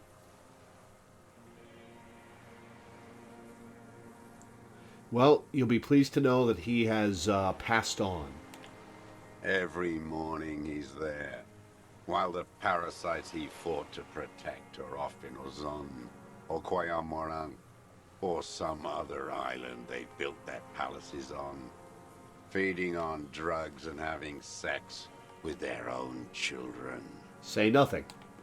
That's all the rich really want. Sex with their own children. Throughout history, even the royal bloodline of the suzerain, it's all just an excuse for them to have sordid sex. At least that old cunt Frisell is now dead. Listen, I eat the rich and all that, but that's a little much. Just not. We did good when we pushed him under that horse car. If only, in the 30s, those disco whores. What follows is ominous mumbling. You cannot make out a single word. The disco whores are too much. Hatred shuts down his brain's language center, leaving only a nonsensical sputter. By the cock parading in his colorful uniform, you mean Renee? Every fucking morning. For 34 years. Throwing that ball. One ball against the other. I've always loathed that game. That is not a working class game. I don't care what they say on Radio June. Well, that's a little hypocritical and elitist of you. Royalist ghouls played like it was life itself. Click, clack across the water each day. And that uniform, like a parrot plumage. I won't even mention that he's a traitor to his race. A Patank maniac race traitor. Good Lord. I remember him. I remember him from La Noce. Not him, personally. His make and model. There were tens of thousands of them. I thought we took them all out before the liberals came to their rescue. We missed one. And you didn't kill him because... That one. With his shaky finger, he points to the city, toward the crater near the plaza where a lonely pine tree stands. There doesn't seem to be a single person under the pine today. Not even Gaston. Alone. Just nod. Fat and plump, like a pheasant, just begging to be popped off. Please, Mr. Dross, shoot me. He whispers with such predatory hunger. It borders on longing. Let's definitely back off now. Calm down. Calm down. I'm not angry. I adore him. He reminds me of everything we fought for. At least we killed that Frisell and his kinsman. He's overtaken by a coughing fit. You mentioned the Union is social democratic, and Mr. Clare a farce of a social democrat. Another hideous disappointment. Unions are the real enemy. The true enemy of the proletariat. Placating the masses. This guy.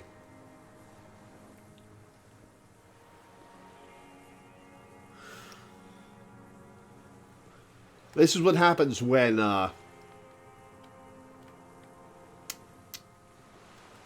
political revolutionaries get too far up their own ass. Disappointment. So personal.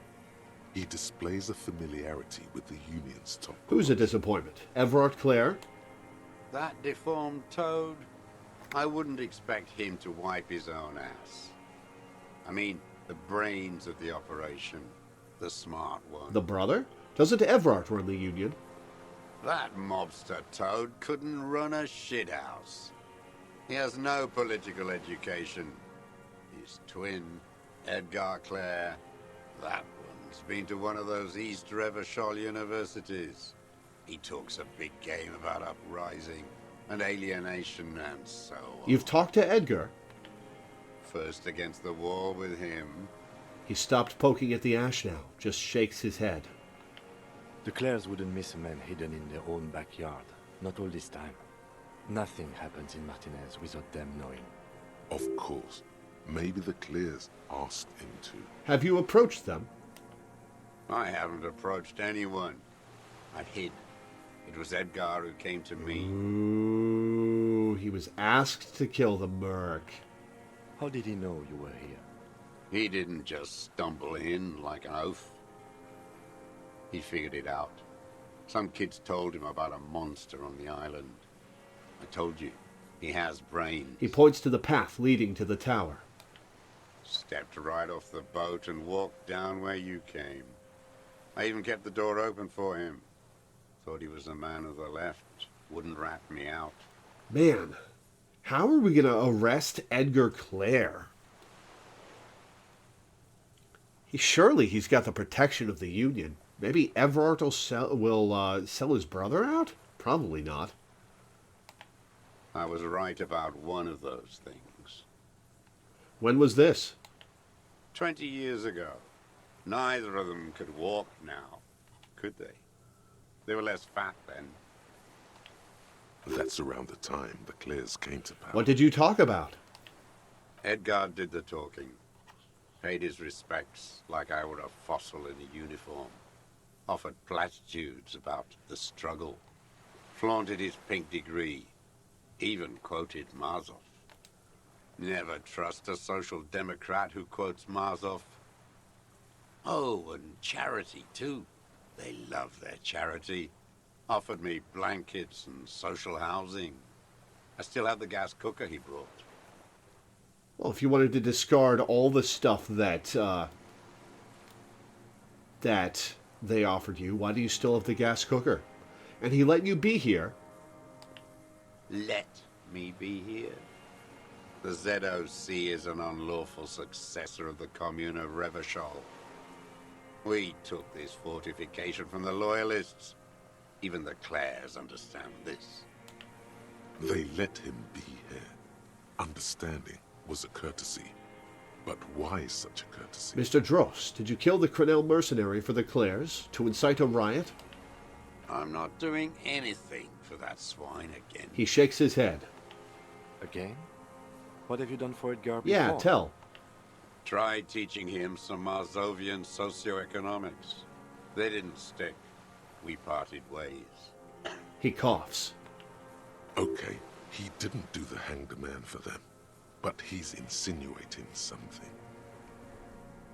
Red check. What was the deal between him and Edgar? 92%. Success. The connection comes to you like a splash of cold water. Dark, cold water. 20 years ago, when you met Edgar, the Clares didn't run the Union yet, did they? Oh, he killed the forewoman, didn't he? A sputter from the old man. He acknowledges it. Here we go. A twist behind the dark. Who did? That bourgeois cow. Tiffin Holly was her name. Licked the rich man's hand every time he came to town. Never seen a labor leader so hot on mutual cooperation. And money. She liked that too. That Holly was a real bridge builder and a deal maker. His eyes glistened suddenly with hatred. Bordering on sentimentality, it drips out of him, tempered by something familiar to you. A familiar rage. She was also a woman, wasn't she? She was. And she was real soft on those money men. Had a Barbara Muskova bag over her shoulder that she liked to bring to work. And then she just disappeared. Called in, they say. On the eve of battle. Ran away. Vanished like a piss stain. He squints and smiles at the black logs. No, That's not quite it, is it? Did she? They say her daughter called in, not her personally. But that wasn't really her daughter, was it? No, I guess it was not. You could swear you see the embers glow again under his eyes on the dust. Edgar had someone make the call. Why is that, Mr. Dross? She couldn't make the call herself. And I wonder why that happened. Here it is. The bend in the Why? road. Because she was dead. Say nothing. The cow caught a bullet in her right lung. Fell into the canal grasping her tit and drowned. Or bled. Hard to say. It was a sloppy job. And a moving target. She was going home. Waddling. Dressed in yellow. Drunk like she often was. The ruins were black around her, and she had a yellow leather bag under her arm. She tried to cross the canal, heading home to Grand Couronne or Betancourt, someplace like that, where they build those new bâtiments for the people who flourish in the hell around her, and the ruins. You shot her. Someone shot her, or maybe the cow just fell. My memory is full of holes. All I know is... Another big spike of rage. Different from the one he has for her. nothing changed. Not in the material base, not in the hegemony. There was no uprising. Just words. The Union fizzled, sogged. Nothing came of it. Nothing. Edgar didn't keep his part of the deal. A sputter again, nothing more. If you were to testify to this, give the RCM something on Edgar, you could walk. The lieutenant says in a voice even calmer, as if it were nothing at all. We would strike everything you've done and process you as a POW. You were in a war. You were on assignment. We could even extradite you to the Samaran People's Republic. A degenerate worker state. Go shit. No, thank you. I'm Revacholian. My days are short. I will rot away here, in a moral intern cell. I will not testify to anything. He coughs. Ooh, what do I want to say here?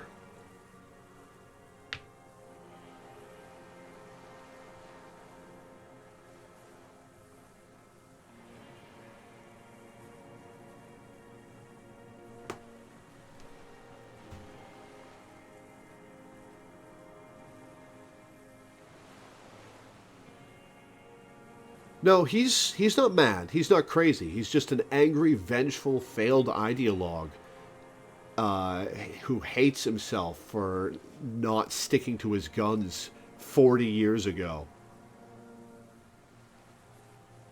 And so he turns that hate outwards to everyone he thinks has failed to live up to his ideals.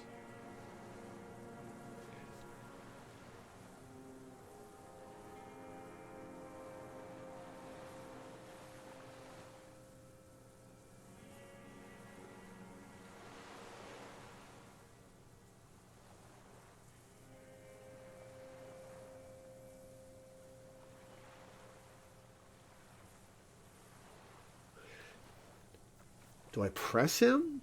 Or do I say, but I know? I'm going to say, but you did do it. I saw it happen, and I liked it. That's all I have to say. I didn't live and fight for 40 years to end up as a collaborationist. I've heard it on Channel 8, 40 AM, Radio Revachol, late night. Everyone is a blobber in this world. Everyone betrays everyone. They're all already locked up for betrayal. The best ones, the ones with heart, were slaughtered, trampled. He looks to the city. The same old freezing hatred. There is plenty here to work with once he's in custody. And the lieutenant knows it. He gives you a little nod to proceed. Disco whores? Whores. Is all he says. Even that word has to be pushed through his teeth with great force. The rage seethes too hard. Alright, well, glad that line of conversation led somewhere.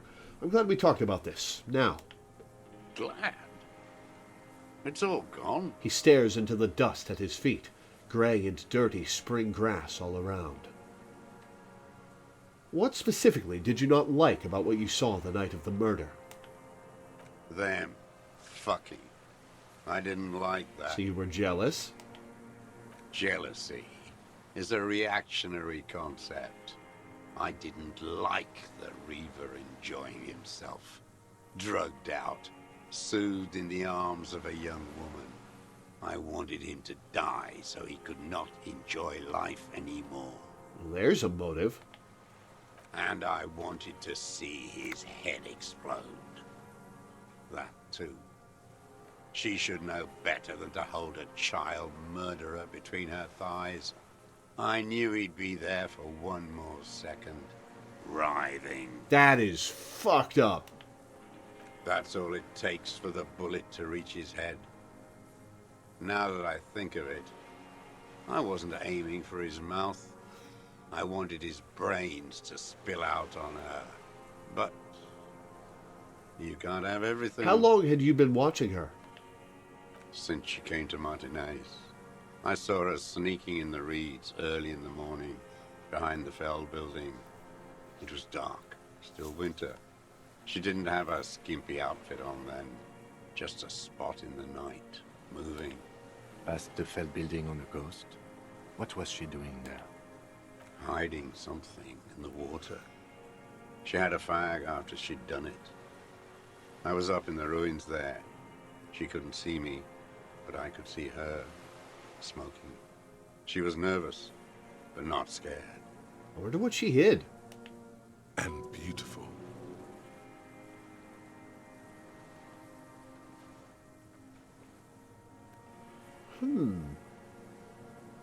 And beautiful. That, too. He nods. How could you see what she looked like? You said it was dark. The sun came up. Her hair was like cobwebs. She smoked more fags and snorted a line of whatever shit she was on right there. She needed it just to move. What do you think she hid there? Her passport and tickets to Villiers. And from there to Cachet Brut. Some kind of hidden container on the coast? You looked into it? Yes, after she'd gone. It was a submersible. Well made, actually. Sloppy. We should have gotten her to tell us about this. Did you take the documents? No, I put them back. Why would I take them? I'm not going to film. Oh, I mean, Moving on, did you continue watching her after this? I did. She had a face like an archipelago with those birthmarks, and a body hard and lean and bruised all over, black and yellow. I could see she's taken a beating. I could see who she was, too. A spook, on the run. Revachol's the cloaca of capital now. All the bagmen and arms dealers end up here to do drugs and have sex like animals. You could tell she was a spook from the documents? She had different color hair on the photo, and glasses. Forged. Some sordid bourgeois affair. I've heard about this kind of thing on the radio. He's setting it up for you. The bruises. You can't make that out in a scope. And you could see her bruises through the scope of a rifle. You can't see bruises through a scope. It's just a blur. How does he know those minute details about her body? Success! Quickly comes to you. The bruises on her body. Any chance you've seen them through a hole in the wall? Oh, yes. Cutting those drugs of hers into little lines with a knife. Masturbating. Everything in him fills with impossible longing. All at once. It was jealousy. Did you make that hole? With a clip point knife. Good for listening in, too. For hearing the moaning and the snorts. Ever see her through a window on the roof? Like that, too. Yes. Bending like a bow against the glass. You've been through the secret route behind the Worthingen rags. Those were your footprints there. You just changed your shoes. I've been through all of Martinez. Every nook and cranny. And that too. Yes, that too. The things they did in that little room. What she'd do to feel good. Funny the way light works. You turn it on inside, and it gets so dark out, you can't see a man looking in. I learned that in the 20s, when they were still hunting me. I've seen people do some shit, but... He keeps shaking his head. Those two took the cake. You hear the familiar scribble of the lieutenant's pen. A quick glance at you. One more loose end down. We're doing this, detective. How did you get in there? The hidden pinball workshop. I can just walk in there now after a good wash. I told you, they think I'm an antisocial. Closing hour is a good time. The kitchen's empty. You had to open the steel door in the kitchen? How? I got that open a long time ago. Some bourgeois game merchant lived there. I don't know, 15 years ago. He left spare keys all over, and I took one. Then I saw her turn the light on one night in my scope. He points toward the whirling in rags. Did you have feelings for that woman? There's nothing to hold on to. Only this. It's not enough. The coals of his eyes glisten suddenly, like stones dripping with water. Is he crying? Man needs to feel something else. In this fight, it helps if you have your eye on something there. It's weakness, I know. Was that why you left the dried flowers behind her window? No. He starts to shake his head again, a sunflower on a withered stalk. Why then? I don't really know. I was there one night and she was crying, like a child, in the corner of her room on the floor, like she does sometimes. When was this? The day after I killed him. And you brought her Maybells? Yes. I don't know why I do the things I do anymore. You wanted to console her. Maybe. I told you, I have holes in my brain now. I wouldn't just sit here waiting for you. A sudden pang of rage. If you came 10 years ago, I would have killed you. He wipes his eye. In the silence, the lieutenant draws a line in his notes, then nods at you once more. One more down. So in conclusion, it wasn't about him. It was about her. Her. He repeats, staring at the ashes, then the reeds. There's a twitch in the corner of his eye. You hear a low-frequency hiss, barely, beneath the audible spectrum. Then it's gone. The lieutenant nods at you in Leveled up again. I have 6 skill points now. That's it. Motive. We have it. Where is she? That Classier. I haven't seen her there for days.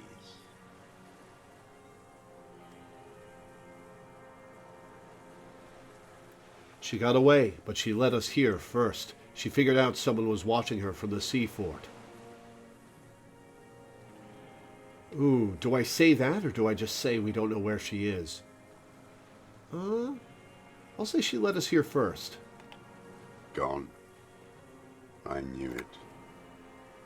She kept staring into the scope this last week at the island, like she knew. He sighs. She'd look at night, crying or smoking on the roof, staring right into me. It doesn't matter.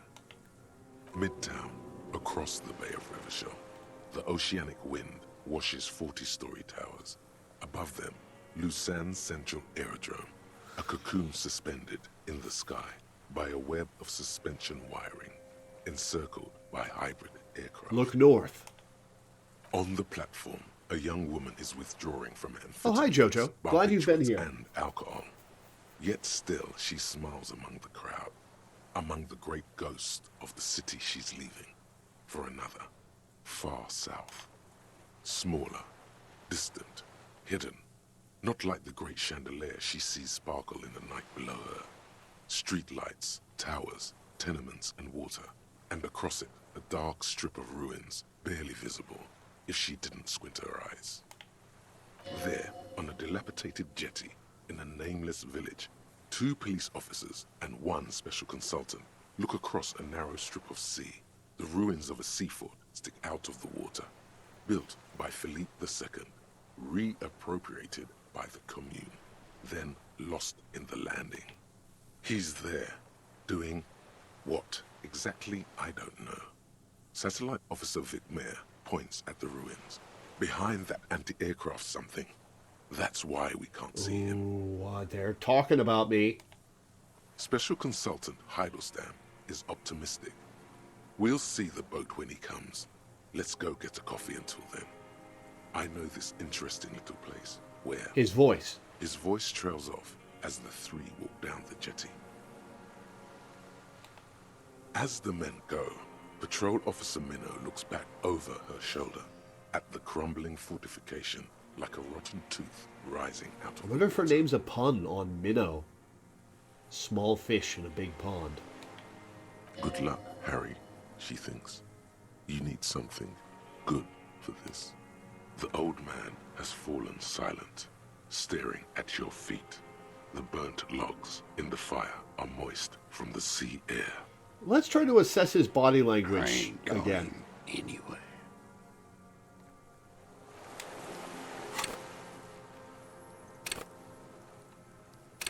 It was composure, right? I think it was composure. Let's save.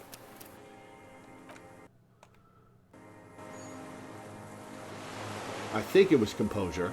Let's double check. The old man stares It was composure, yeah. despondently at And we have one more point I can put into composure.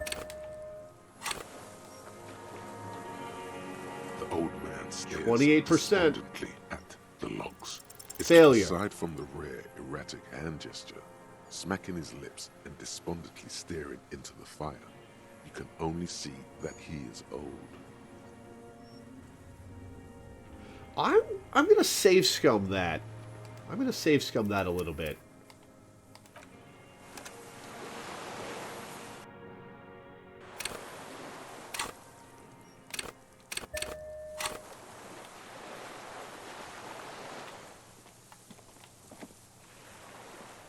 The old man stares despondently. Aside from the rare, erratic...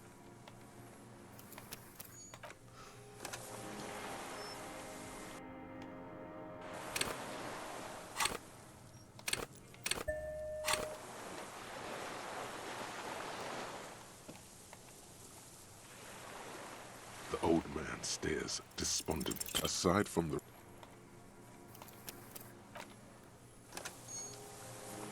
Wait, have I got any composure gear?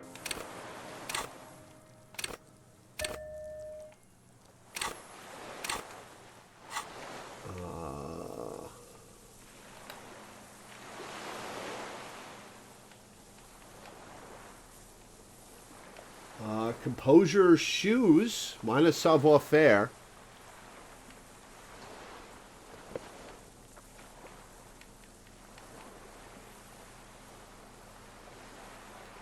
All right, cool. All right, let's save that so I don't have to keep doing it. I don't need savoir faire with this conversation. The old man stares despondent. Success! What strikes you about this gaunt man is not the stomach pain, or the cough, or the malnutrition. It's precisely what you could not see before. For a man who spent 44 years hidden in the urban wild. He is surprisingly okay. Indeed, he speaks fluidly. His movements are rapid, if erratic. His voice, despite the cough, is there. It is capable of expressing complicated ideas. Above all, he seems animated. Animated? By what? It's a mystery.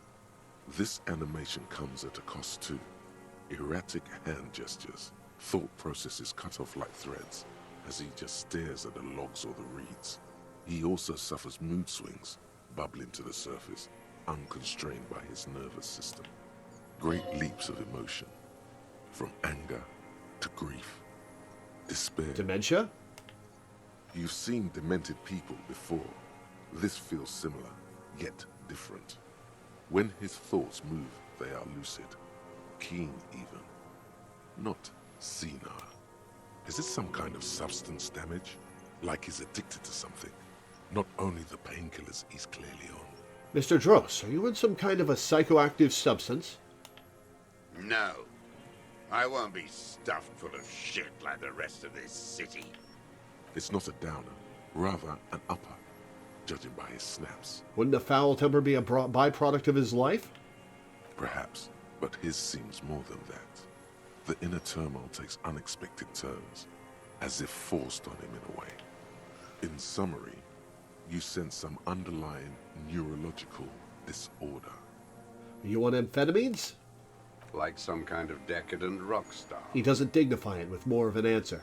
Mr. Dross, are you okay? How is your memory? No, I'm not okay. I shit blood, and I'm surrounded by insane people. There it is again. Erratic hand motions, bouts of rage, and the stomach thing too, of course. Could it be a symptom of overdosing on something? Something even you have not tried? Keep your eyes peeled. I'll ask again about the people you don't like. His lip curls into a sneer at the Nothing new memory. there. All right. It's all gone. Josef Lilianovich Dross, you're under arrest for the murder of Ellis Courtenaire. What? But you said I would be taken to the...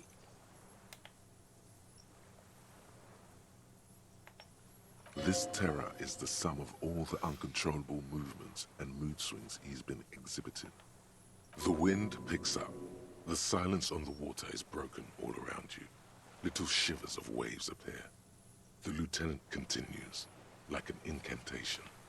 Your Wayfarer rights have been suspended. Information provided to the officers on the scene will be used against you by the prosecution. You will be given legal counsel within 1 week and must face court in 44 days. Do you understand? Do you understand? But...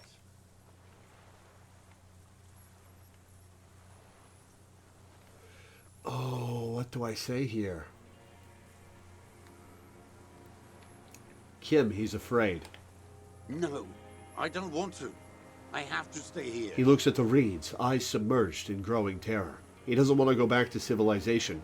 He can't handle it after this long in isolation. He's sweating. Beads are forming on his forehead.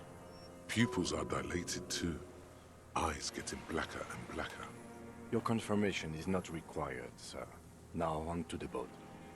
Hearing. Wait. Success. There it Boxcars! is again. To your north, as it has been since you came to the coast. The reeds whisper, stalks rubbing against each other. But then, in the middle of What? it, something completely different. It sounds like a bow, very slowly being drawn against the strings of a violin.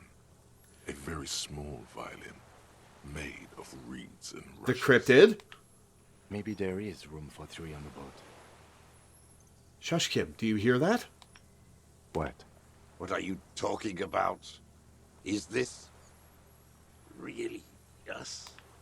Your skin crawls. What's happening? Somebody about to kill him? Oh! Oh! Hello!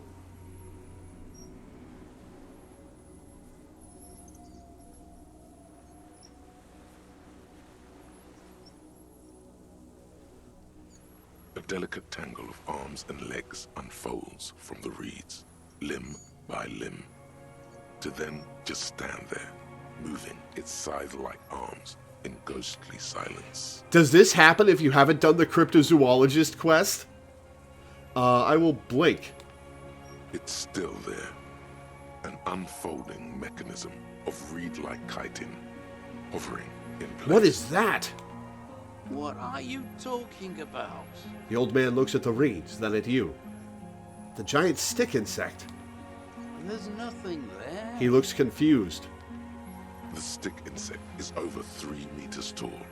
It looks straight at you with its tiny pinprick eyes and its grotesquely small head. Kim seems to be able to see it. You feel your legs shaking under you and your gun hand move to your holster to grab the gun. There is. I see it. Tell me what you see, damn it. I can't make out one small thing in the reed. Kim, can you see it? I can see. Okay, it's real. 4 simple words, thank God. If you can see, then you're not insane. But that means it's really there, spinning slowly, in absolute silence. Its limbs This is long cool. and slender. This is a bit of a tangent, but this is cool. Be very, very careful. The lieutenant whispers, then takes a step toward the giant arthropod.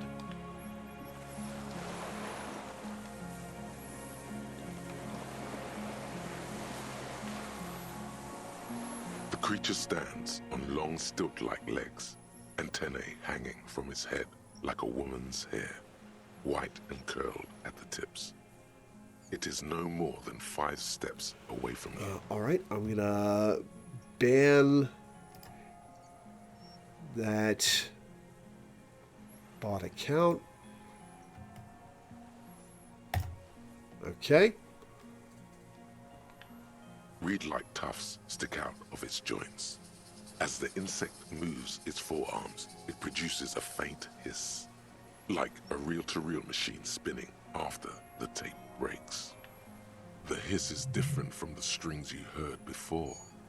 It says something else in a lower pitch. Listen carefully. Ch, ch, ch, s, ch, ch, ch, s. This is the Insulindian phasmid. It is. The lieutenant whispers behind you. You hear the familiar ring of his jacket unzipping, slowly, painstakingly so. You glance over your shoulder. The lieutenant holds a piece of milled aluminium. He begins to pull it open, extremely carefully. It's the Are camera. you sure you won't scare it off? We need a photo. No one will believe us. He continues to pull the lens open. From the corner of your eye, you see a sudden cascade of motion ripple through the phasmid's limbs. A series of ultrasonic clicks fills your ear. I am not palatable. Do not eat me. I am afraid. Ooh!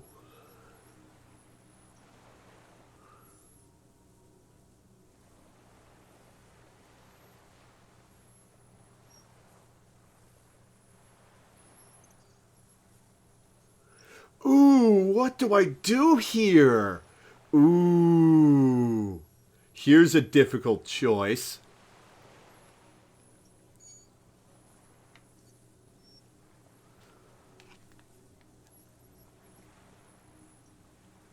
Here's a difficult choice.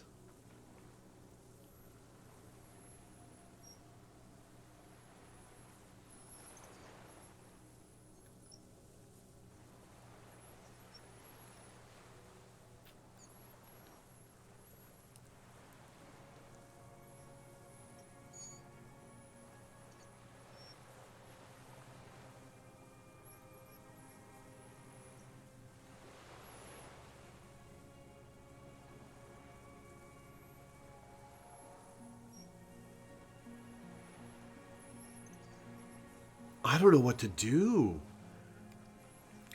I'm going to side with Kim. Okay, take the picture. With the sound of metal sliding against metal, the lieutenant reveals the lens. The glass glints in his hand as he begins to slide in an ampoule. You see the phasmid turn to him, its mandible antennae reaching out. The motions are quick, sudden. The ampoule will produce a loud hiss. You're right. It could scare it away. I need a better moment when it's not looking. I'll wait. I'm on standby, he thinks, his hands sweaty around the machine. The spindly mechanism turns itself back to you, its antennae taking their measure of the air, slowly. Say something to it quietly. Something like, You exist. A sudden chirrup fills the air. The walking stick moves its whole body, limbs working independently of each other, like the parts of a masterfully constructed machine. It moves just an inch closer to you. Or does it only feel like it does? Something in its body language has changed, just slightly.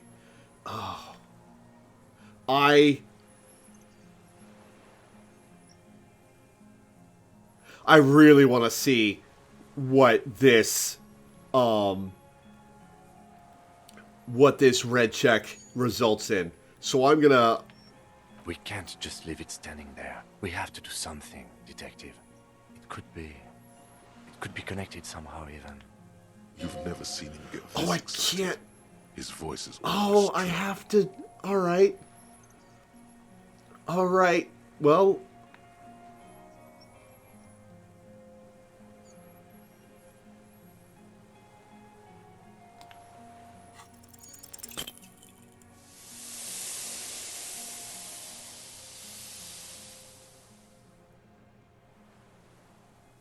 You barely get to take one step. The invertebrate reacts with uncanny speed, skating away across the water. It's gone, like a skipping stone, leaving nothing but rings on the sea's calm mirror. Really wish it was there to make you get sprayed. Oh, man. Oh, consequences of way back that far. Jojo, should I try to succeed at that red check? Should I load and try to succeed at that?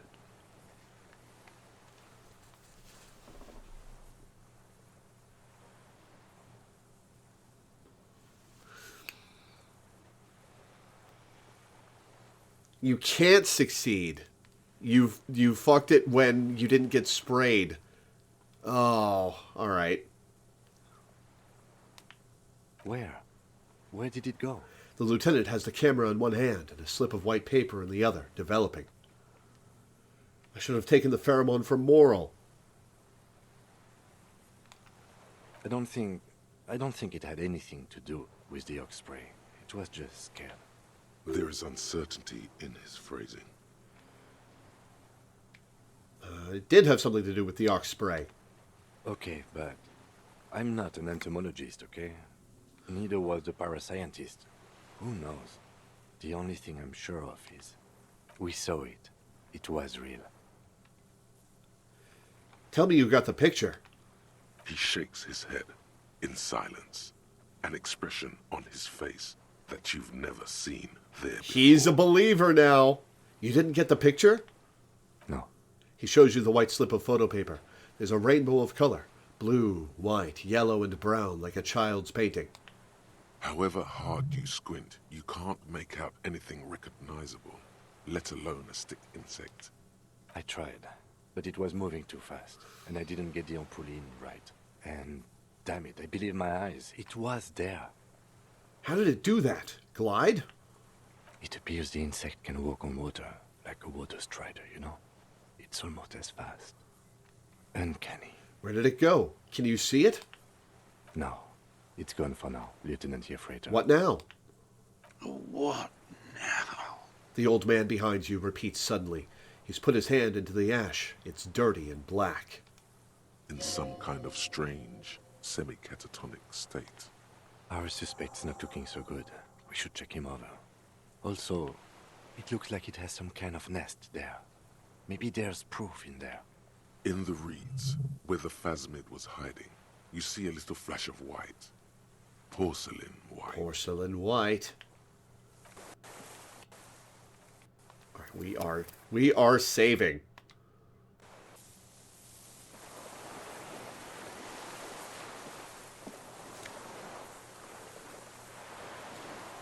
What is this? T932 rifle scope, Fairweather T500 helmet. Oh.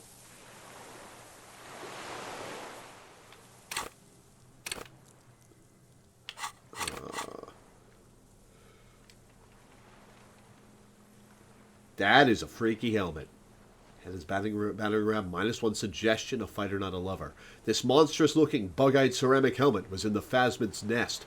It still has some reeds sticking out of it, and it smells of seawater, but it's otherwise wearable, if not exactly comfortable. Putting it on feels scary somehow. And the scope. A common 33mm sniper scope attachable to almost any bolt-action 4.46 caliber. It uses an older style non-dotted range-finding reticle. Seaweed is still stuck on the lens, and it's suffered water damage from its time in the Phasmid's dowry. This is when you would get the full set.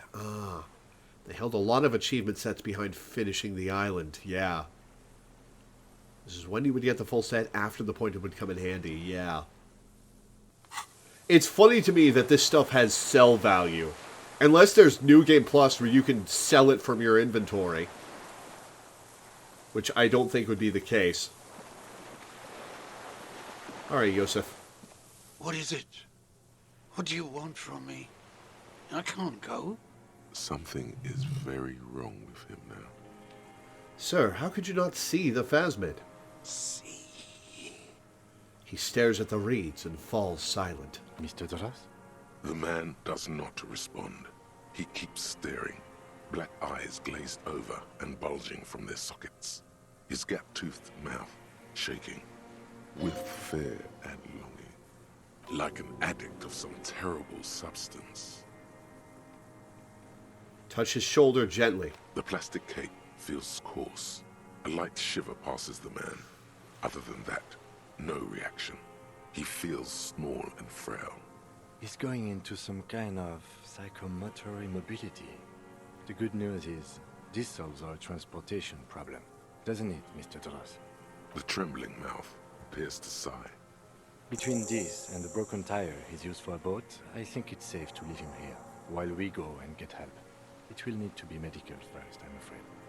What has happened to this man? Old age and shock. He looks at him, then you. Old age and shock, yes. The appearance of the Phasmid, in conjunction with the stress of the arrest. He spent his entire life here. For him to leave would be... Found some things in the Phasmid's nest, Mr. Dross. He stares into the reeds. Your words don't stir anything in him. Perhaps you should. I'm going to let you rest now, Mr. Dross. The plastic cape flaps around his face in a gust of wind. His back is slouched and his mouth open. The blacks of his eyes are receding. His pupils are returning to normal.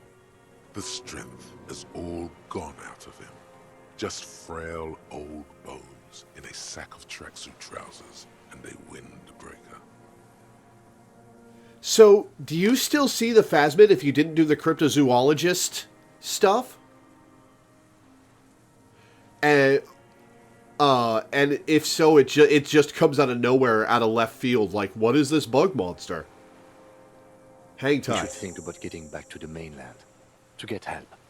He'll be safe here. If we don't take too long.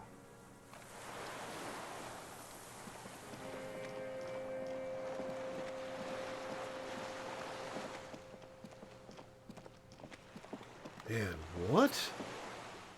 What a character. Man. Man.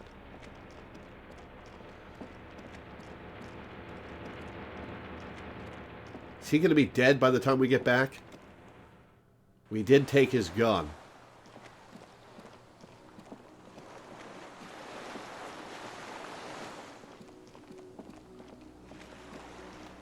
The skiff is swaying on the waves by the dock.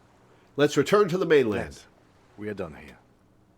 he says, adjusting his glasses as he looks out over the water. The skiff rocks gently under your weight as you get in. The ride back is uneventful and quiet. But for the sound of conversation on the water, there is someone inland waiting for you. Oh boy, here we go. 2 men and a woman stand on the concrete square of a nameless village, looking at a small yellow boat as it draws closer. The sea is calm. You reach the jetty and climb out of the skiff.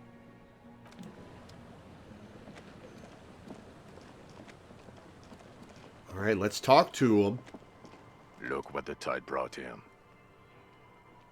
says the man without sunglasses. Suddenly, his expression changes and he tilts his head. Harry, you're bleeding all over the place. You're half dead.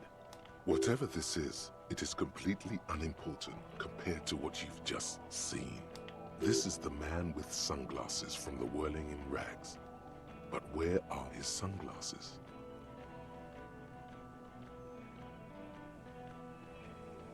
Wait, you're the man with sunglasses. That's right. And you're bleeding. No one else seems bothered by the bleeding. Bothered by it? Harry, you look like you need a fucking organ transplant. Oh, fuck it. Let's not get into that. Who are you people? Hello, I'm Trent Heilerstam.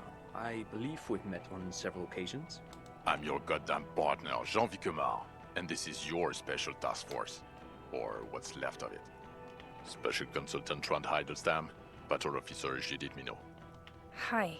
Hello. We've come to scrape what's left of you after pavement. Lieutenant Kim Kisuragi, Prison 57. We've just come from the island, where our investigation led us. We might need your help with something later. He adds, suddenly regaining his confidence. As if he recalled that he's in fact a decorated police lieutenant and not a naughty boy. But this is clearly a departmental matter, so I'm going to leave you to discuss it among yourselves. Oh, boy. Do I be sarcastic here?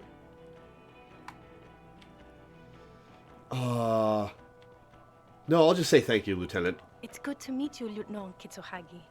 She says warmly, flashing the lieutenant the tiniest of smiles. Letting the lieutenant know he shouldn't feel embarrassed over the shitstorm that's about to befall you. What is this about? Ari, we want to help you. Trent, I believe this is where you come in? I don't quite know what I'm doing here. I was asked to participate as an expert. I think I need to manage your expectations a little. I'm at best an enthusiast in cognitive science. My background is in something else entirely. I engage in neurology on a merely theoretical level. In fact, I should probably get going. No, Trent, it's too late. You're part of this shit now. What have you got to say for yourself, shit kid? That voice. You are putting on a voice to make yourself sound more badass. What does he have to say for himself? He left you to catch the bullets.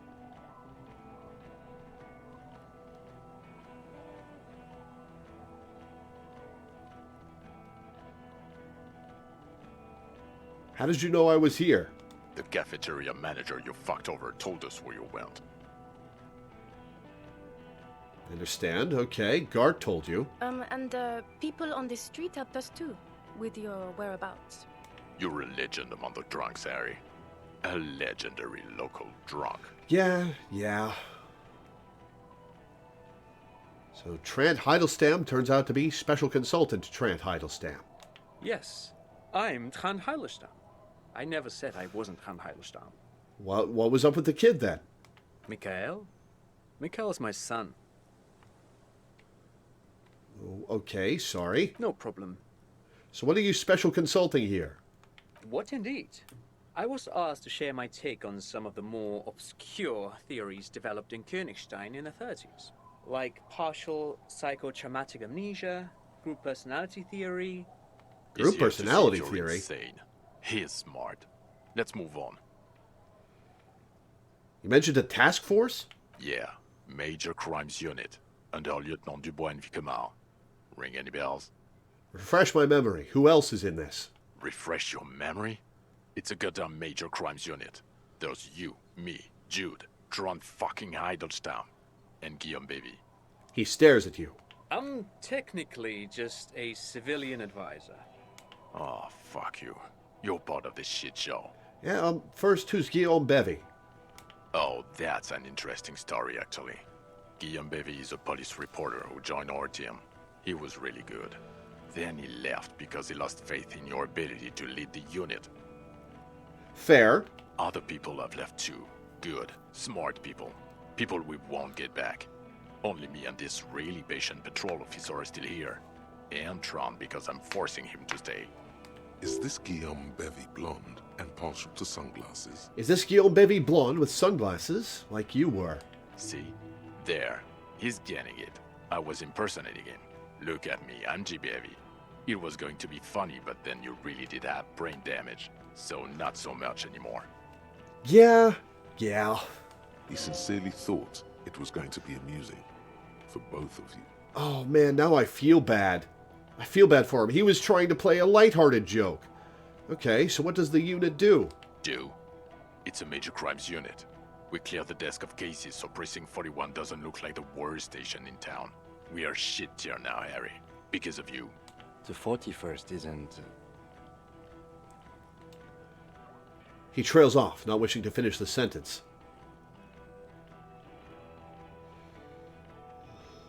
Where have you been all this time? There was a mercenary tribunal. God damn it, Harry. He shifts his weight, crosses his arms, and looks you in the eye. You told us to fuck off. You said we're cramping your style. Your detective god. Fuck everything. All we burn. Detect or die. Wait, so you let me face a squad of trained killers alone just to teach me a lesson? It wasn't like that. Fuck you, Harry. We didn't know there was gonna be a tribunal, did we? I said all those things? I'm not like that anymore. Yes. You're sorry. You're the sorriest cop who ever lived. Nothing has changed, Harry. I've heard this repentance shit a million times over. None of this is ringing any bells. The bells aren't ringing because you have brain damage. Trant, this is where you come in. How bad is it? Kim, back me up here. Well, the brain damage is fair, but, I'm more functional. I'm apparently more functional now than I was before I got the brain damage. Well, he doesn't have visible tremors, he talks without slurring, he can drive a boat, he's standing, reasoning. All good signs, but complete retrograde amnesia, episodic and semantic. Meaning, you forgot both who you are and the definitions of money, Isola, Pell, and so on. As displayed in the station call, our interactions with him, and I don't want to be a snitch, but also mine with him before when Harry did not seem to know who I was. It's all very interesting. Interesting? Yes, interesting. I have my theories, but I would like to hear Harry's thoughts first. Harry, what do you think happened to you? Neurologically, psychologically, and why not socioeconomically?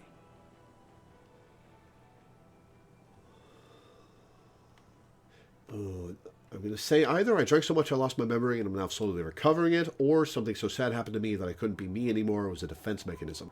I'm going to say I drank so much I lost my memory and I'm now slowly recovering it. He is. He's getting better. And I can confirm that he drank a lot of alcohol prior to it happening. I believe he drank. People do that, especially this one. What they don't do is forget their whole life because of drinking. But Detective Vigmer, he has blanked out before. I have? Yes, a couple of times. After some of the more serious benders. One was after the two drunks case, the other when we looked into that mural. The two cases in your ledger, the unsolvable case and the Next World mural, those were recent. Why is that a reaction speed check? Those cases were hard on you. Interesting. So at first he dipped his toes into it, prepared. That's where he would have gotten the idea, yes. Practice. And then he used alcohol to get there, so to speak. What do you mean? Well, here's my theory. What if this is an absolutely normal reaction to the world we're living in? What if this is not a significant anomaly at all? Something to be explained, approached as a defect? Look at the sensory input here. It's pretty fucking weird, Trant, and not necessarily... Well, okay, it improved me, but people shouldn't run from their problems in this way. He gestures toward the scenery. Look at the ruins, the neon. Listen to the radio, the multitudes, the people. Live here for 40 years. As a police detective, he's like a magnetic reader on the world team, to borrow a known metaphor. Harry's been pushed flat against it. Total input. Hardwired to the free market. He just needed for it to end. Okay, Trent, thank you. That's absolutely meaningless. Yeah, that was I'm glad we brought weird, Trant. Will he or will he not be able to work in the major crimes unit? Is he a cretin now? I want to know that. He's not a cretin, and he is able to do work. If not in his previous leadership role, then as a line detective. Line detective is good for now. For now, I misphrased my question. It should have been, is he able to put his clothes on and use the body? Or do we need to get him on a disability pension? They can keep that pension. You're rock solid. You can put your clothes on hard. In fact, I've been swapping clothes like crazy in front of people. What now? Now nothing. Now we're just going to stand here. Really? No. Now we discuss that. What the fuck did you do to a motor carriage? Why is it there, Harry?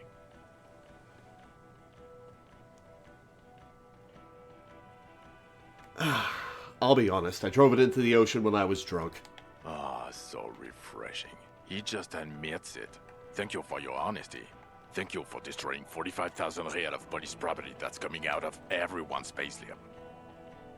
That's expensive as fuck. It doesn't matter. Your badge, Harry. Show me your badge. I got my badge right here. This is a check on all the things you've done and revealed about yourself throughout the game. In a rush to demonstrate your badge, your eager fingers can't sustain a grip on the smooth plastic, and the badge slips out of your hand. Alright, catch it. Success! Not today, badge. The drama is unnecessary. I got the badge, all is well. And your gun? He asks, unimpressed by the piece of plastic in your hand. As if having your badge and gun are natural states, not achievements. My gun is right here. Show him the Villiers 9mm. He has it. And he didn't drop it. You're drunk like a bum, Harry. Put that thing away before you kill someone. I quit drinking. Forever. It's only me in this boring hellhole now. I don't buy it. Why do you smell like a corpse then, huh? He's wounded. It's been a long week, and he's handled an actual corpse. Yeah, it's been a bit of a week. I'm sorry I smell bad. A bit of a week? You're drunk, and you let a suspect escape, a certain Clasier, because you were too drunk to assess a flight risk. Okay, that one's fair. We've read the report, Sari. Lieutenant Kitsuhagi's. We know.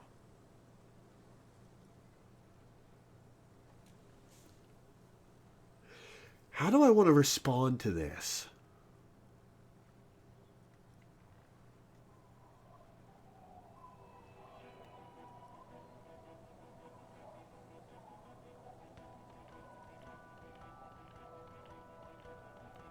I will say not taking her in was the right thing to do. She gave us a vital clue that led us to the island. Oh, well, if she was nice. I'm not even gonna get into the other suspect, the one who shot herself in the head. Yeah, I decided to live with that, and I feel bad about it. Or the fact that you're Everard Claire's little peony now, doing I don't know what for him. That's small-time stuff. That's nothing. That's a humorous anecdote. Oh, I fucked him over, Jean. Compared to the 6 people who were gunned down, the streets are literally red with blood, Harry. It was fucking mass murder. He did everything he could. We did everything we could. The company hired and vetted mercenaries. Lieutenant Dubois got between them and the locals. That's how I got the wound that's been bleeding everywhere, Jean. Here comes the cavalry. He did so at considerable risk to his person. Remember, he was shot. We stopped an execution, not a negotiation. The loss of life was minimal compared to what it could have been.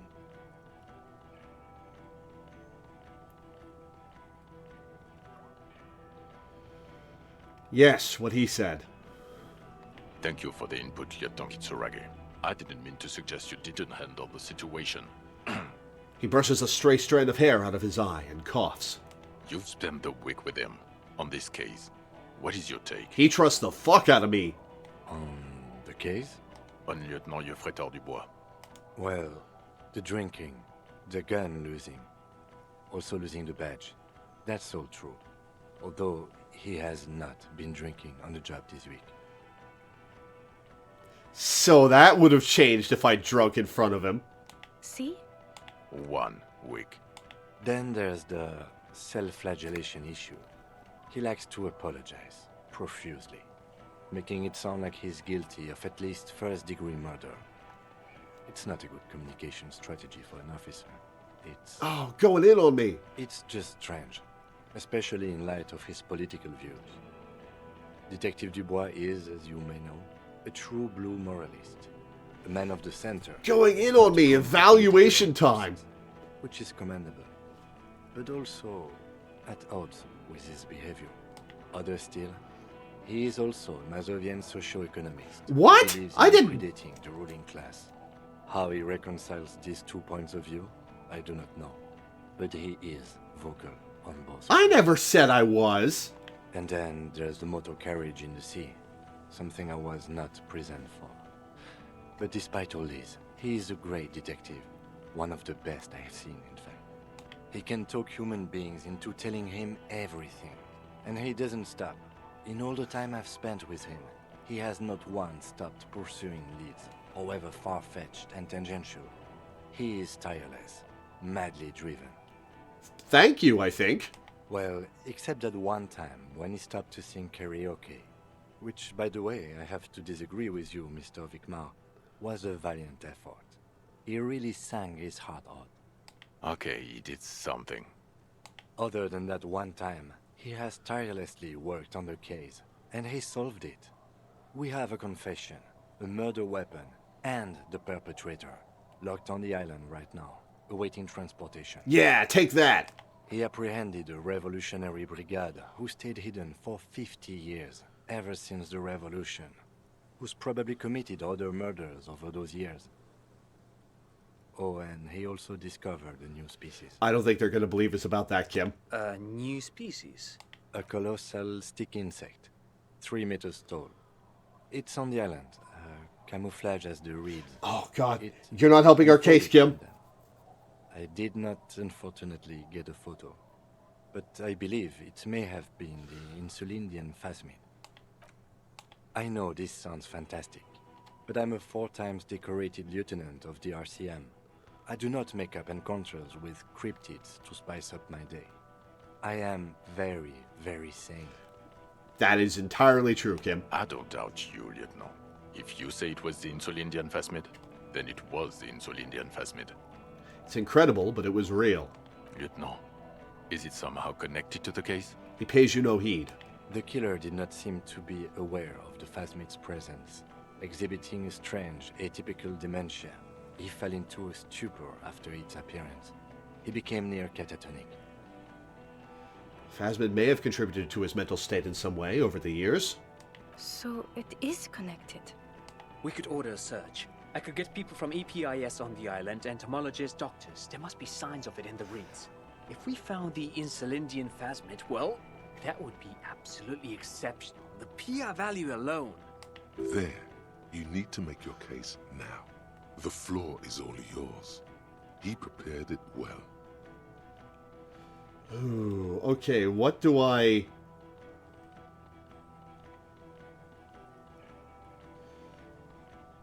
Previous head of the Debardeur Union was assassinated by our killer. This is a conversation for when we are no longer out in the open, in Martinez, where Everard and Edgar Clare have ears everywhere. The lieutenant lowers his voice just a little. Understood, of course. But a case against Everard would be big. I would prefer not to partake in anything union-related, for political neutrality. This has to be good stuff for him to backpedal out of it at first mention.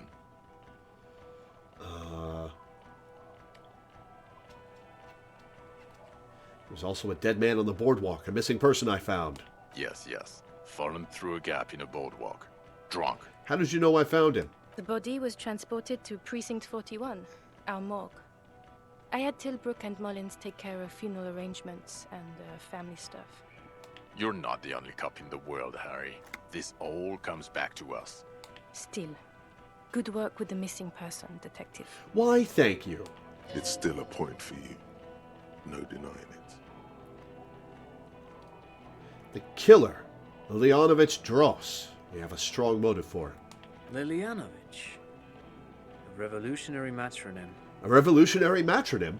The custom started in Grad, where they have patronyms: Krasovich, Lasovich, etc. The revolutionaries saw this as a chauvinist atavism, so they used matronyms, derived from the mother's name instead. This man's mother was Lilian, his Lilian's son, Lilianovich.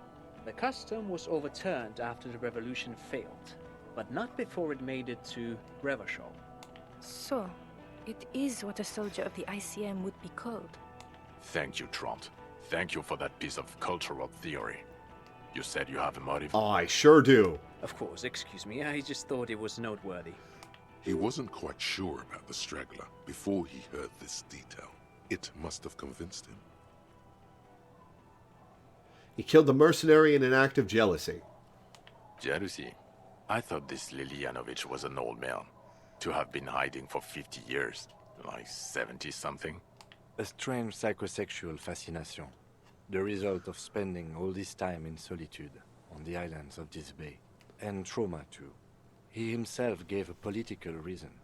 In his mind, he had killed an enemy combatant.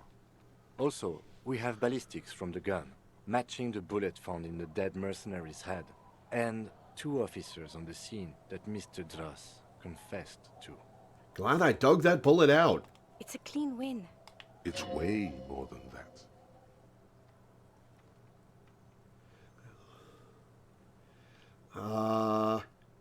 You know what? I'll self-flagellate a little. I'm still not completely satisfied with it. It could be just a little neater. Get over yourself. You're not a perfectionist. You're a cop and you did a good job. With a lot of help from Lieutenant Kitsuragi. He did help a lot. And none of this can hide the smell of booze on the wind. He buttons his jacket. God damn it. Doesn't it ever leave? It is there. Like in your bones or something. It will pass. In time.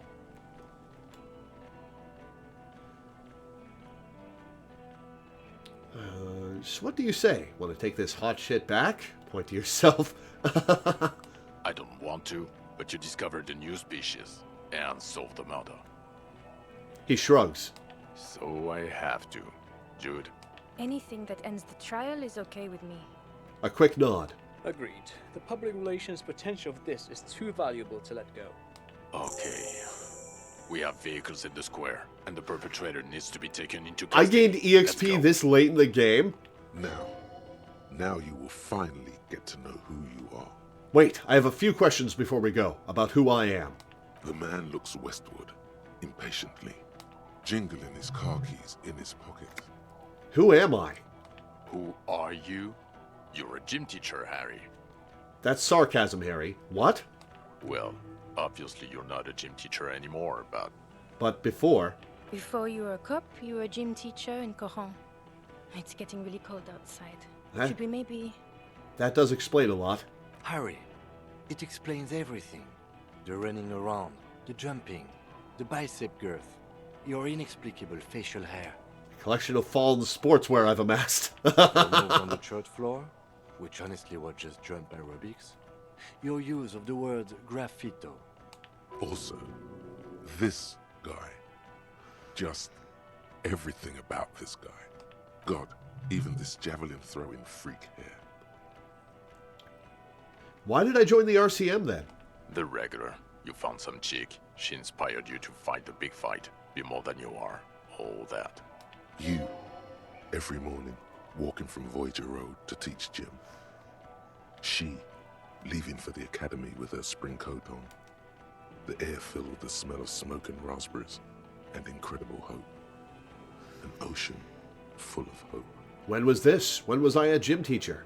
In your 20s or late 20s. You've really let yourself go since then. He looks you over.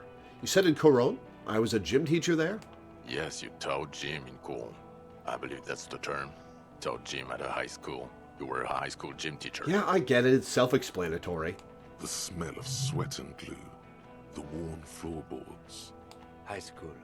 Harry, your goings-on with Kuno, Andre, Acel, the whole thing on the ice. That's why you are so juvie. His smirk suggests barely contained laughter. All right, you don't have to go in on me, Kim. Okay, I see now. I knew it. I knew no normal human being can run like that. He's an honest-to-God genius.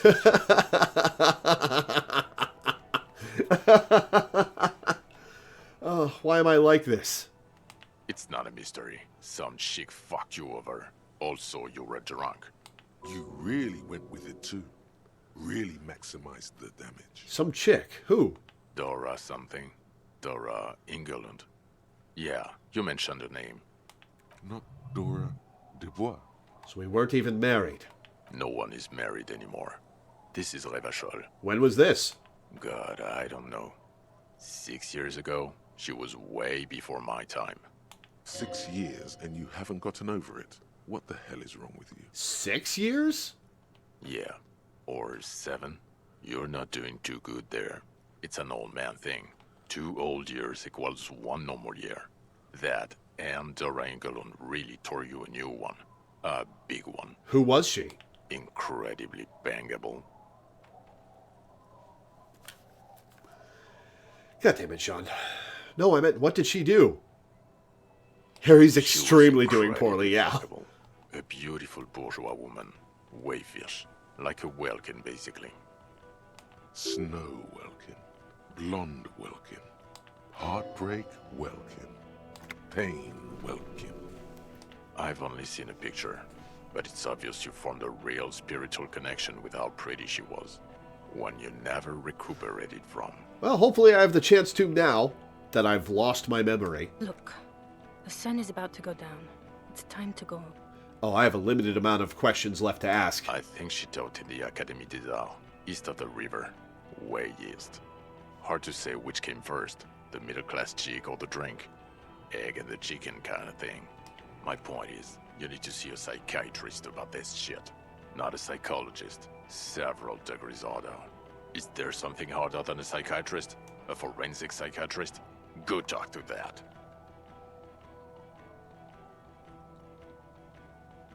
Okay, am I a dirty cop working for La Puta Madre? No. No, because the suspect seemed to think. You're too unstable to work for a mob boss. You're suicidal, Harry. No mob boss would take you.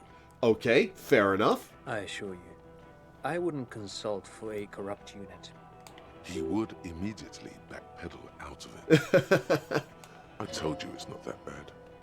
Cool. Precinct 41, what kind of station is it? Us? We're the bloody murder station, haven't you heard? We're the bad guys. No one likes us. That's not true. Jamrock is too big for one precinct. You are just understaffed. And everyone respects the 41st. You have Captain Price. Thank you, Lieutenant. You're being kind. It is an understaffed station and the district is too big, which is why we need to... He tilts his head northward. Get back to it. We left Torsen and McLean to run the Sea Wing. It's not good. Torsen and McLean? Mac the Torso Torsen and Chester McLean. They're not fit to run a wing. Believe me.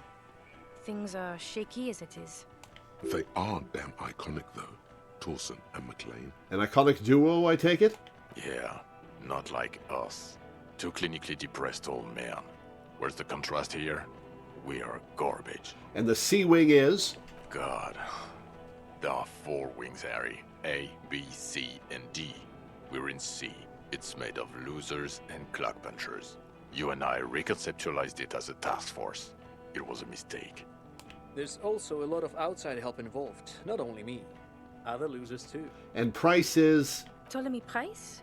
He's the son of the old Price, one of the founders of the RCM. Is he a good cop? He's one of the most highly regarded men in the force. You're lucky. Somewhere under the curved roof of a former silk factory, shaped like a ladybird with 2 chimneys, Police Captain Ptolemy Price sits behind a heavy wooden desk. Resident medic Nix Gottlieb pours him coffee. It's silent in the captain's office. They speak of change, the city, the tension on the streets. They speak of the events of April and the blood on the streets in May. So I work in the bloody murder station. Okay, it's not the bloody murder station. It's an old converted silk mill with green desk lamps and a coffee corner. A lot of good people work there, hard, every day. Jamrock is the largest ghetto in Revachol. Faubourg, technically, but it's divided into 11 districts. Jamrock only as us. That fucking sucks. The press will blow over. Jamrock is lucky to have you, and it's often considered to be the greatest of the districts. You're lucky to have it. Thank you again, Lieutenant. Lieutenant Kitsuragi, what will you do now? Well, first I will go back to my station and write the most detailed report anyone has ever seen. It will have to be good to cover all these. Then I will have a serious talk with my captain. About what? Detective, we just stopped a small-scale war. Something is happening to Revachol. He pulls up his collar and looks around, the cold spring light reflected in the lenses of his glasses. I don't know what yet, but it's going to be a hard spring for the RCM. We need to get ready, infiltrate, investigate. Want to do that at Station 41? Talk to Captain Price? I'd rather not ruffle the feathers of two captains with my doom-mongering. No, I meant investigate. Come work in Precinct 41. Work with Price? I'm flattered, but I don't know if I... Would fit in. And crazy enough. Can take the stress. He doesn't know how to finish the sentence. You're a good-ass officer, Kim. You can handle it. This truly came as a surprise to him. Not a bad one, but he's at a loss. Flattered? You're Lieutenant Kitsuragi. We would be flattered if you even considered. Oh, Kim is famous, alright. I would have to tie things up in GRIH first. But, I mean, whatever is coming, Jamrock will be more central to it than the harbor. Leading into a sequel! Already, I wonder if that's what Disco Elysium 2 is going to be about, or was going to be about before all the fuckery with Zaum. The lieutenant turns very serious all of a sudden. And we also have a huge caseload, Lieutenant. Piles that we need to get back to. Mountains, even. I do like the sound of that. Recruit Detective Kim Kitsuragi! Hell yes! Success! Success! The most important trophy in the game! He returns her smile. He's really considering it. The Phasmid, I need to tell Lena about this ASAP. Who is Lena? She lives at 1113 Tabernacle Road in Jamrock. Remember? A cryptozoologist. She lives in Jamrock on Tabernacle Road. She told me about this Phasmid. Tabernacle? It's on the way over. Near where you live on Perdition. She looks at Vic Murray. Fine, if we're gonna drop you off anyway. She and her husband were conducting the search for the Phasmid. It's their discovery, in part. They should know as soon as possible, even if we didn't get a photo.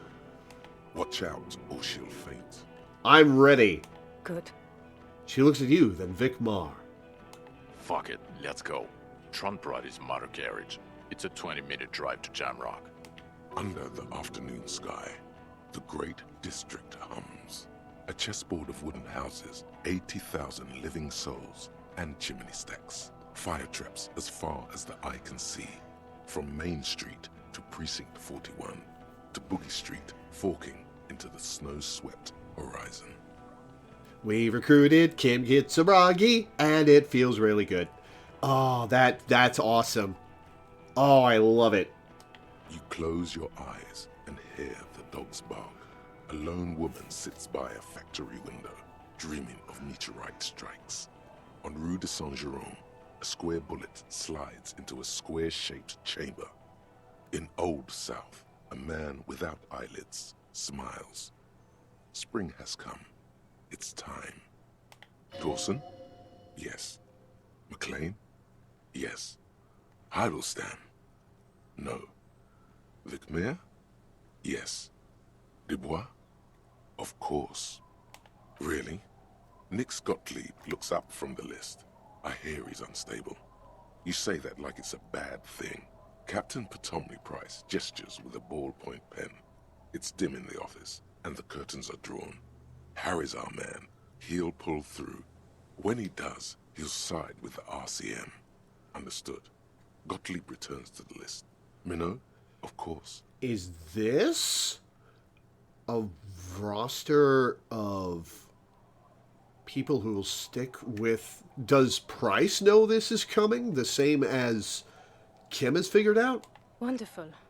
Then can we please just go back to Jamrock now?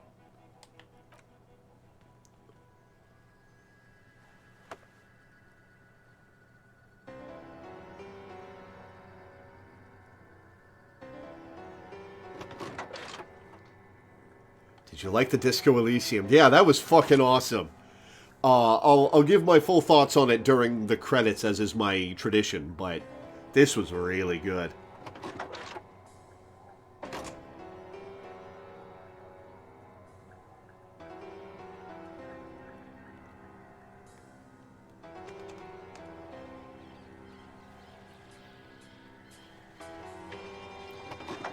Yeah, you missed the Phasmid. I'm sorry. I missed the Phasmid too because I couldn't approach it because I didn't get sprayed earlier.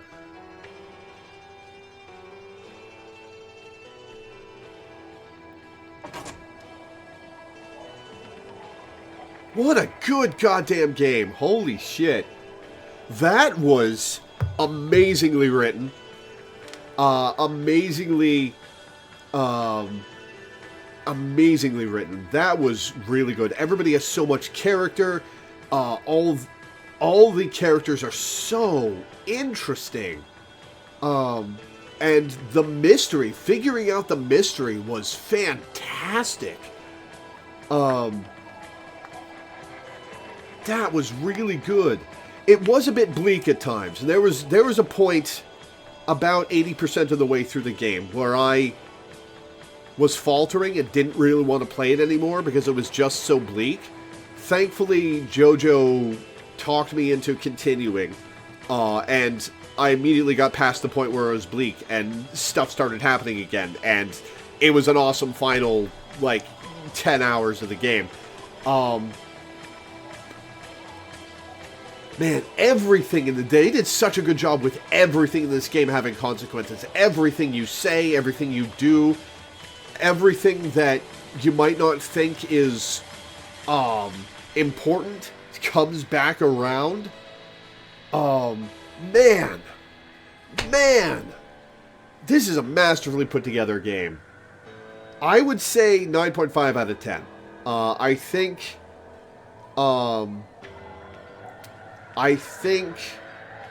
the part of the game that almost turned me away from it knocks off that 0.5 out of 10, but this is a fucking fantastic game. This was really good. I'm glad I got to play this.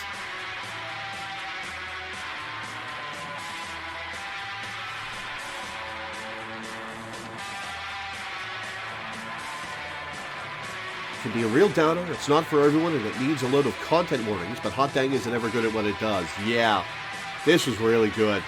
I'm sorry I faltered, JoJo. It was, you know what I didn't like?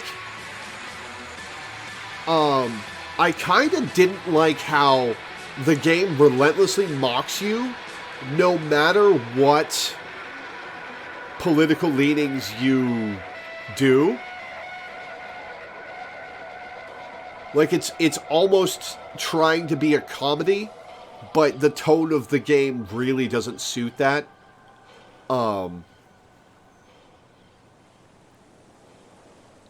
And the way the narrator delivers his lines doesn't really suit that either.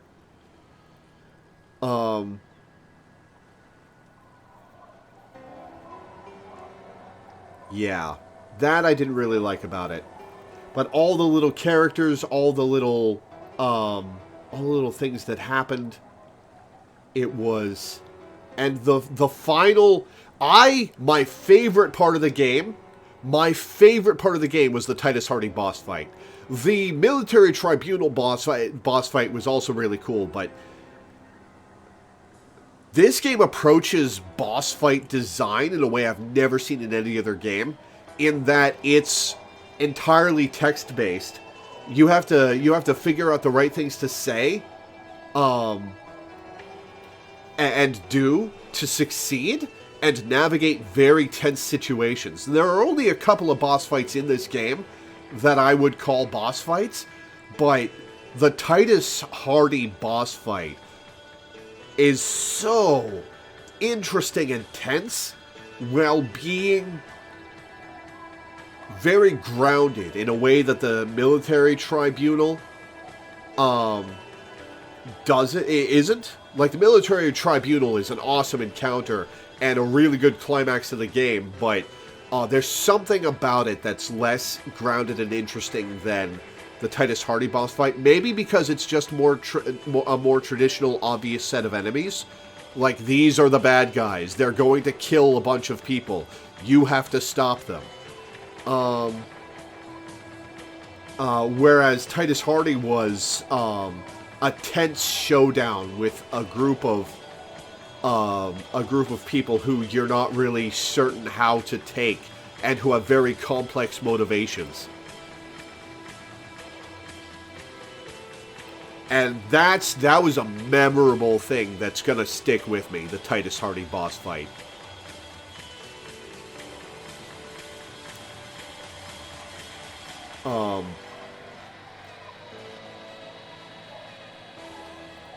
Is it possible to save the Hardy Boys? Or do they die no matter what you do?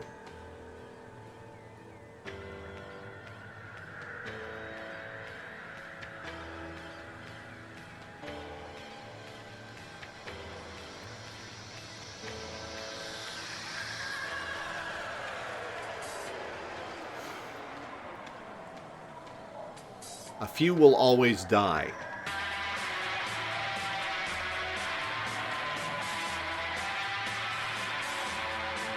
You have a max number of people you can save. Well, I only saved Titus and 2 of them.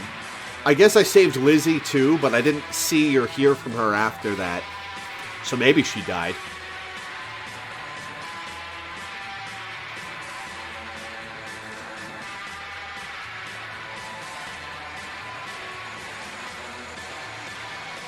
Yeah, if you weren't here for it, the first time I did the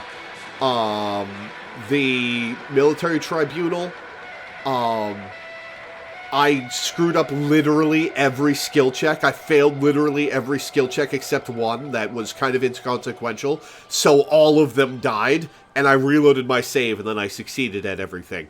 Because I wasn't going to live with that.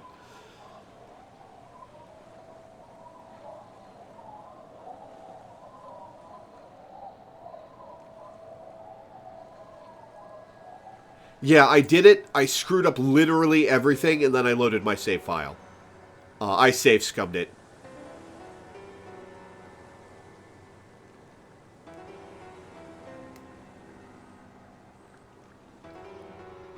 Should have save scummed the Phasmid. I was told you can't succeed it unless you have the Ox spray, which I didn't get sprayed with. I do recommend seeing other playthroughs sometime to see how different things can be. Yeah, I'll definitely watch a playthrough or two of this at some point. If you've got good Let's Plays of this that you recommend, link me. I'd love to watch some. Wait, you can succeed at that? I was going to try that, but I was told I couldn't. Damn it!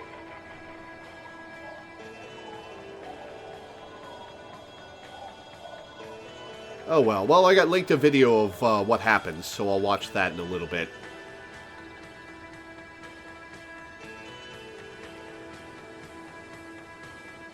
No, you can't. Okay.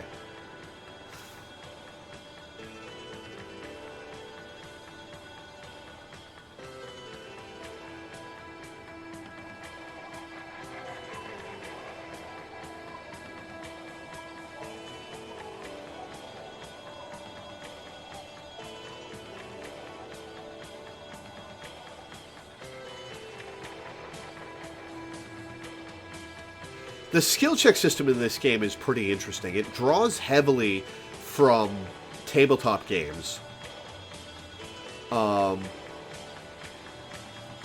In a way that I think is very good.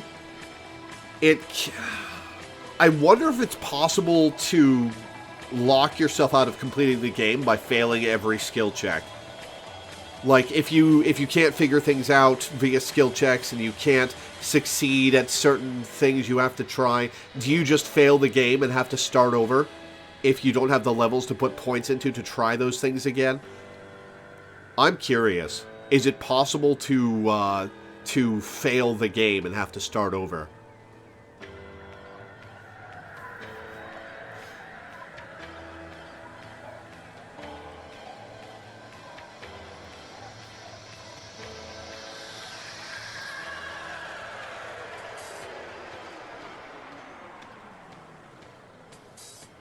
Lots of people in the special thanks.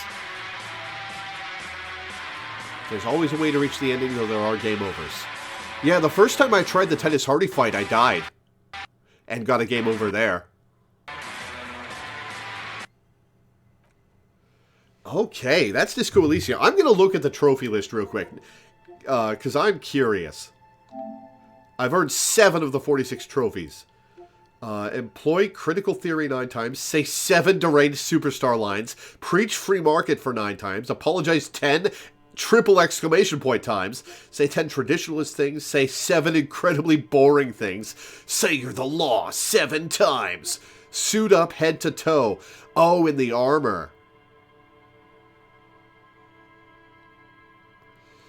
Warn them of the coming end 8 times, see beyond the veil 6 times, bang up 5 inanimate objects, junior recruit detective Kuno de Reuter, junior officer material. Oh yeah, that's if Kim gets hurt at the tribunal and can't continue. Hit an all-time low with Kim. Oh no. Yak about machines 4 times, gather 11 honor points, venture into the hardcore Godspeed. I wonder what that would be. Phase shift for 3 seconds. Finish the game in hardcore mode. Is that where all the skill checks are harder? What is hardcore mode?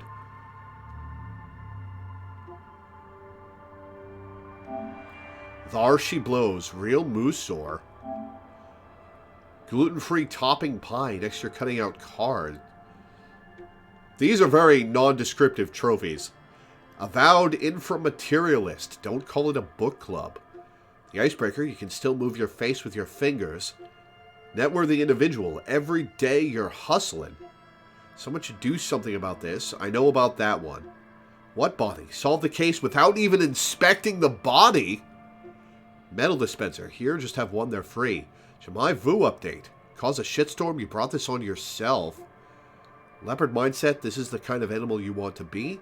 Wheel of pleasure and light, reconstruct a vision from the past.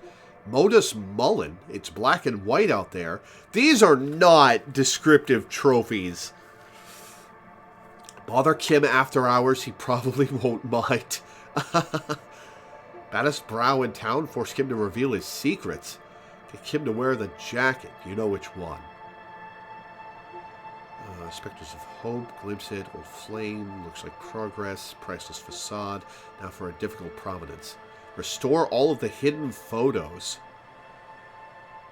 The trophies for fucking around with miscellaneous nonsense, fair enough. Which ones did I get?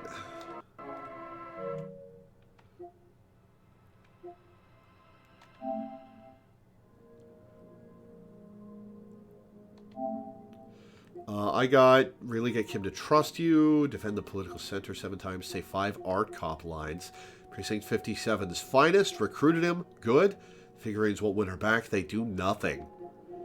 That was a good setup and knock it out of the park. And what did I get in Jamai Vu?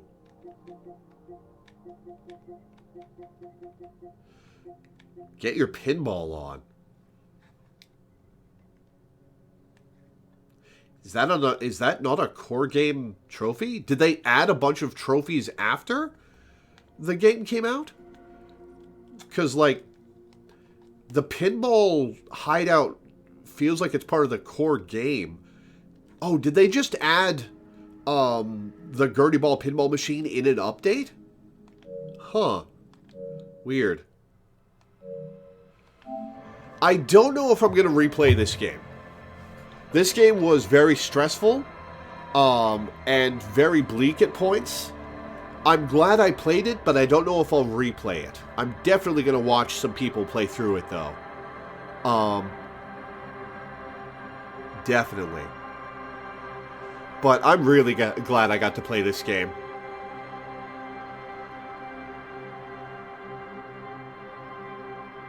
I'm really glad I got to play this game. This was really good.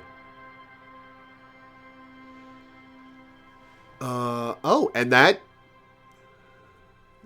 used up the extra hour I owed Jojo from the other day. Okay. Jojo, we're going to have to get together and decide what you want me to play for the remaining 4 hours you've earned as a patron this month. We'll figure that out later. I'm going to lay out my schedule and get off. Before I do so, I would like to plug my Patreon, which can be found in the description of the YouTube video or with the ! Patreon command in Twitch chat. I make my living off of Patreon, and I don't make that much money. I make enough to survive, but I haven't been able to save up anything or get a savings set up in a very long time, since before I started my blog, in fact.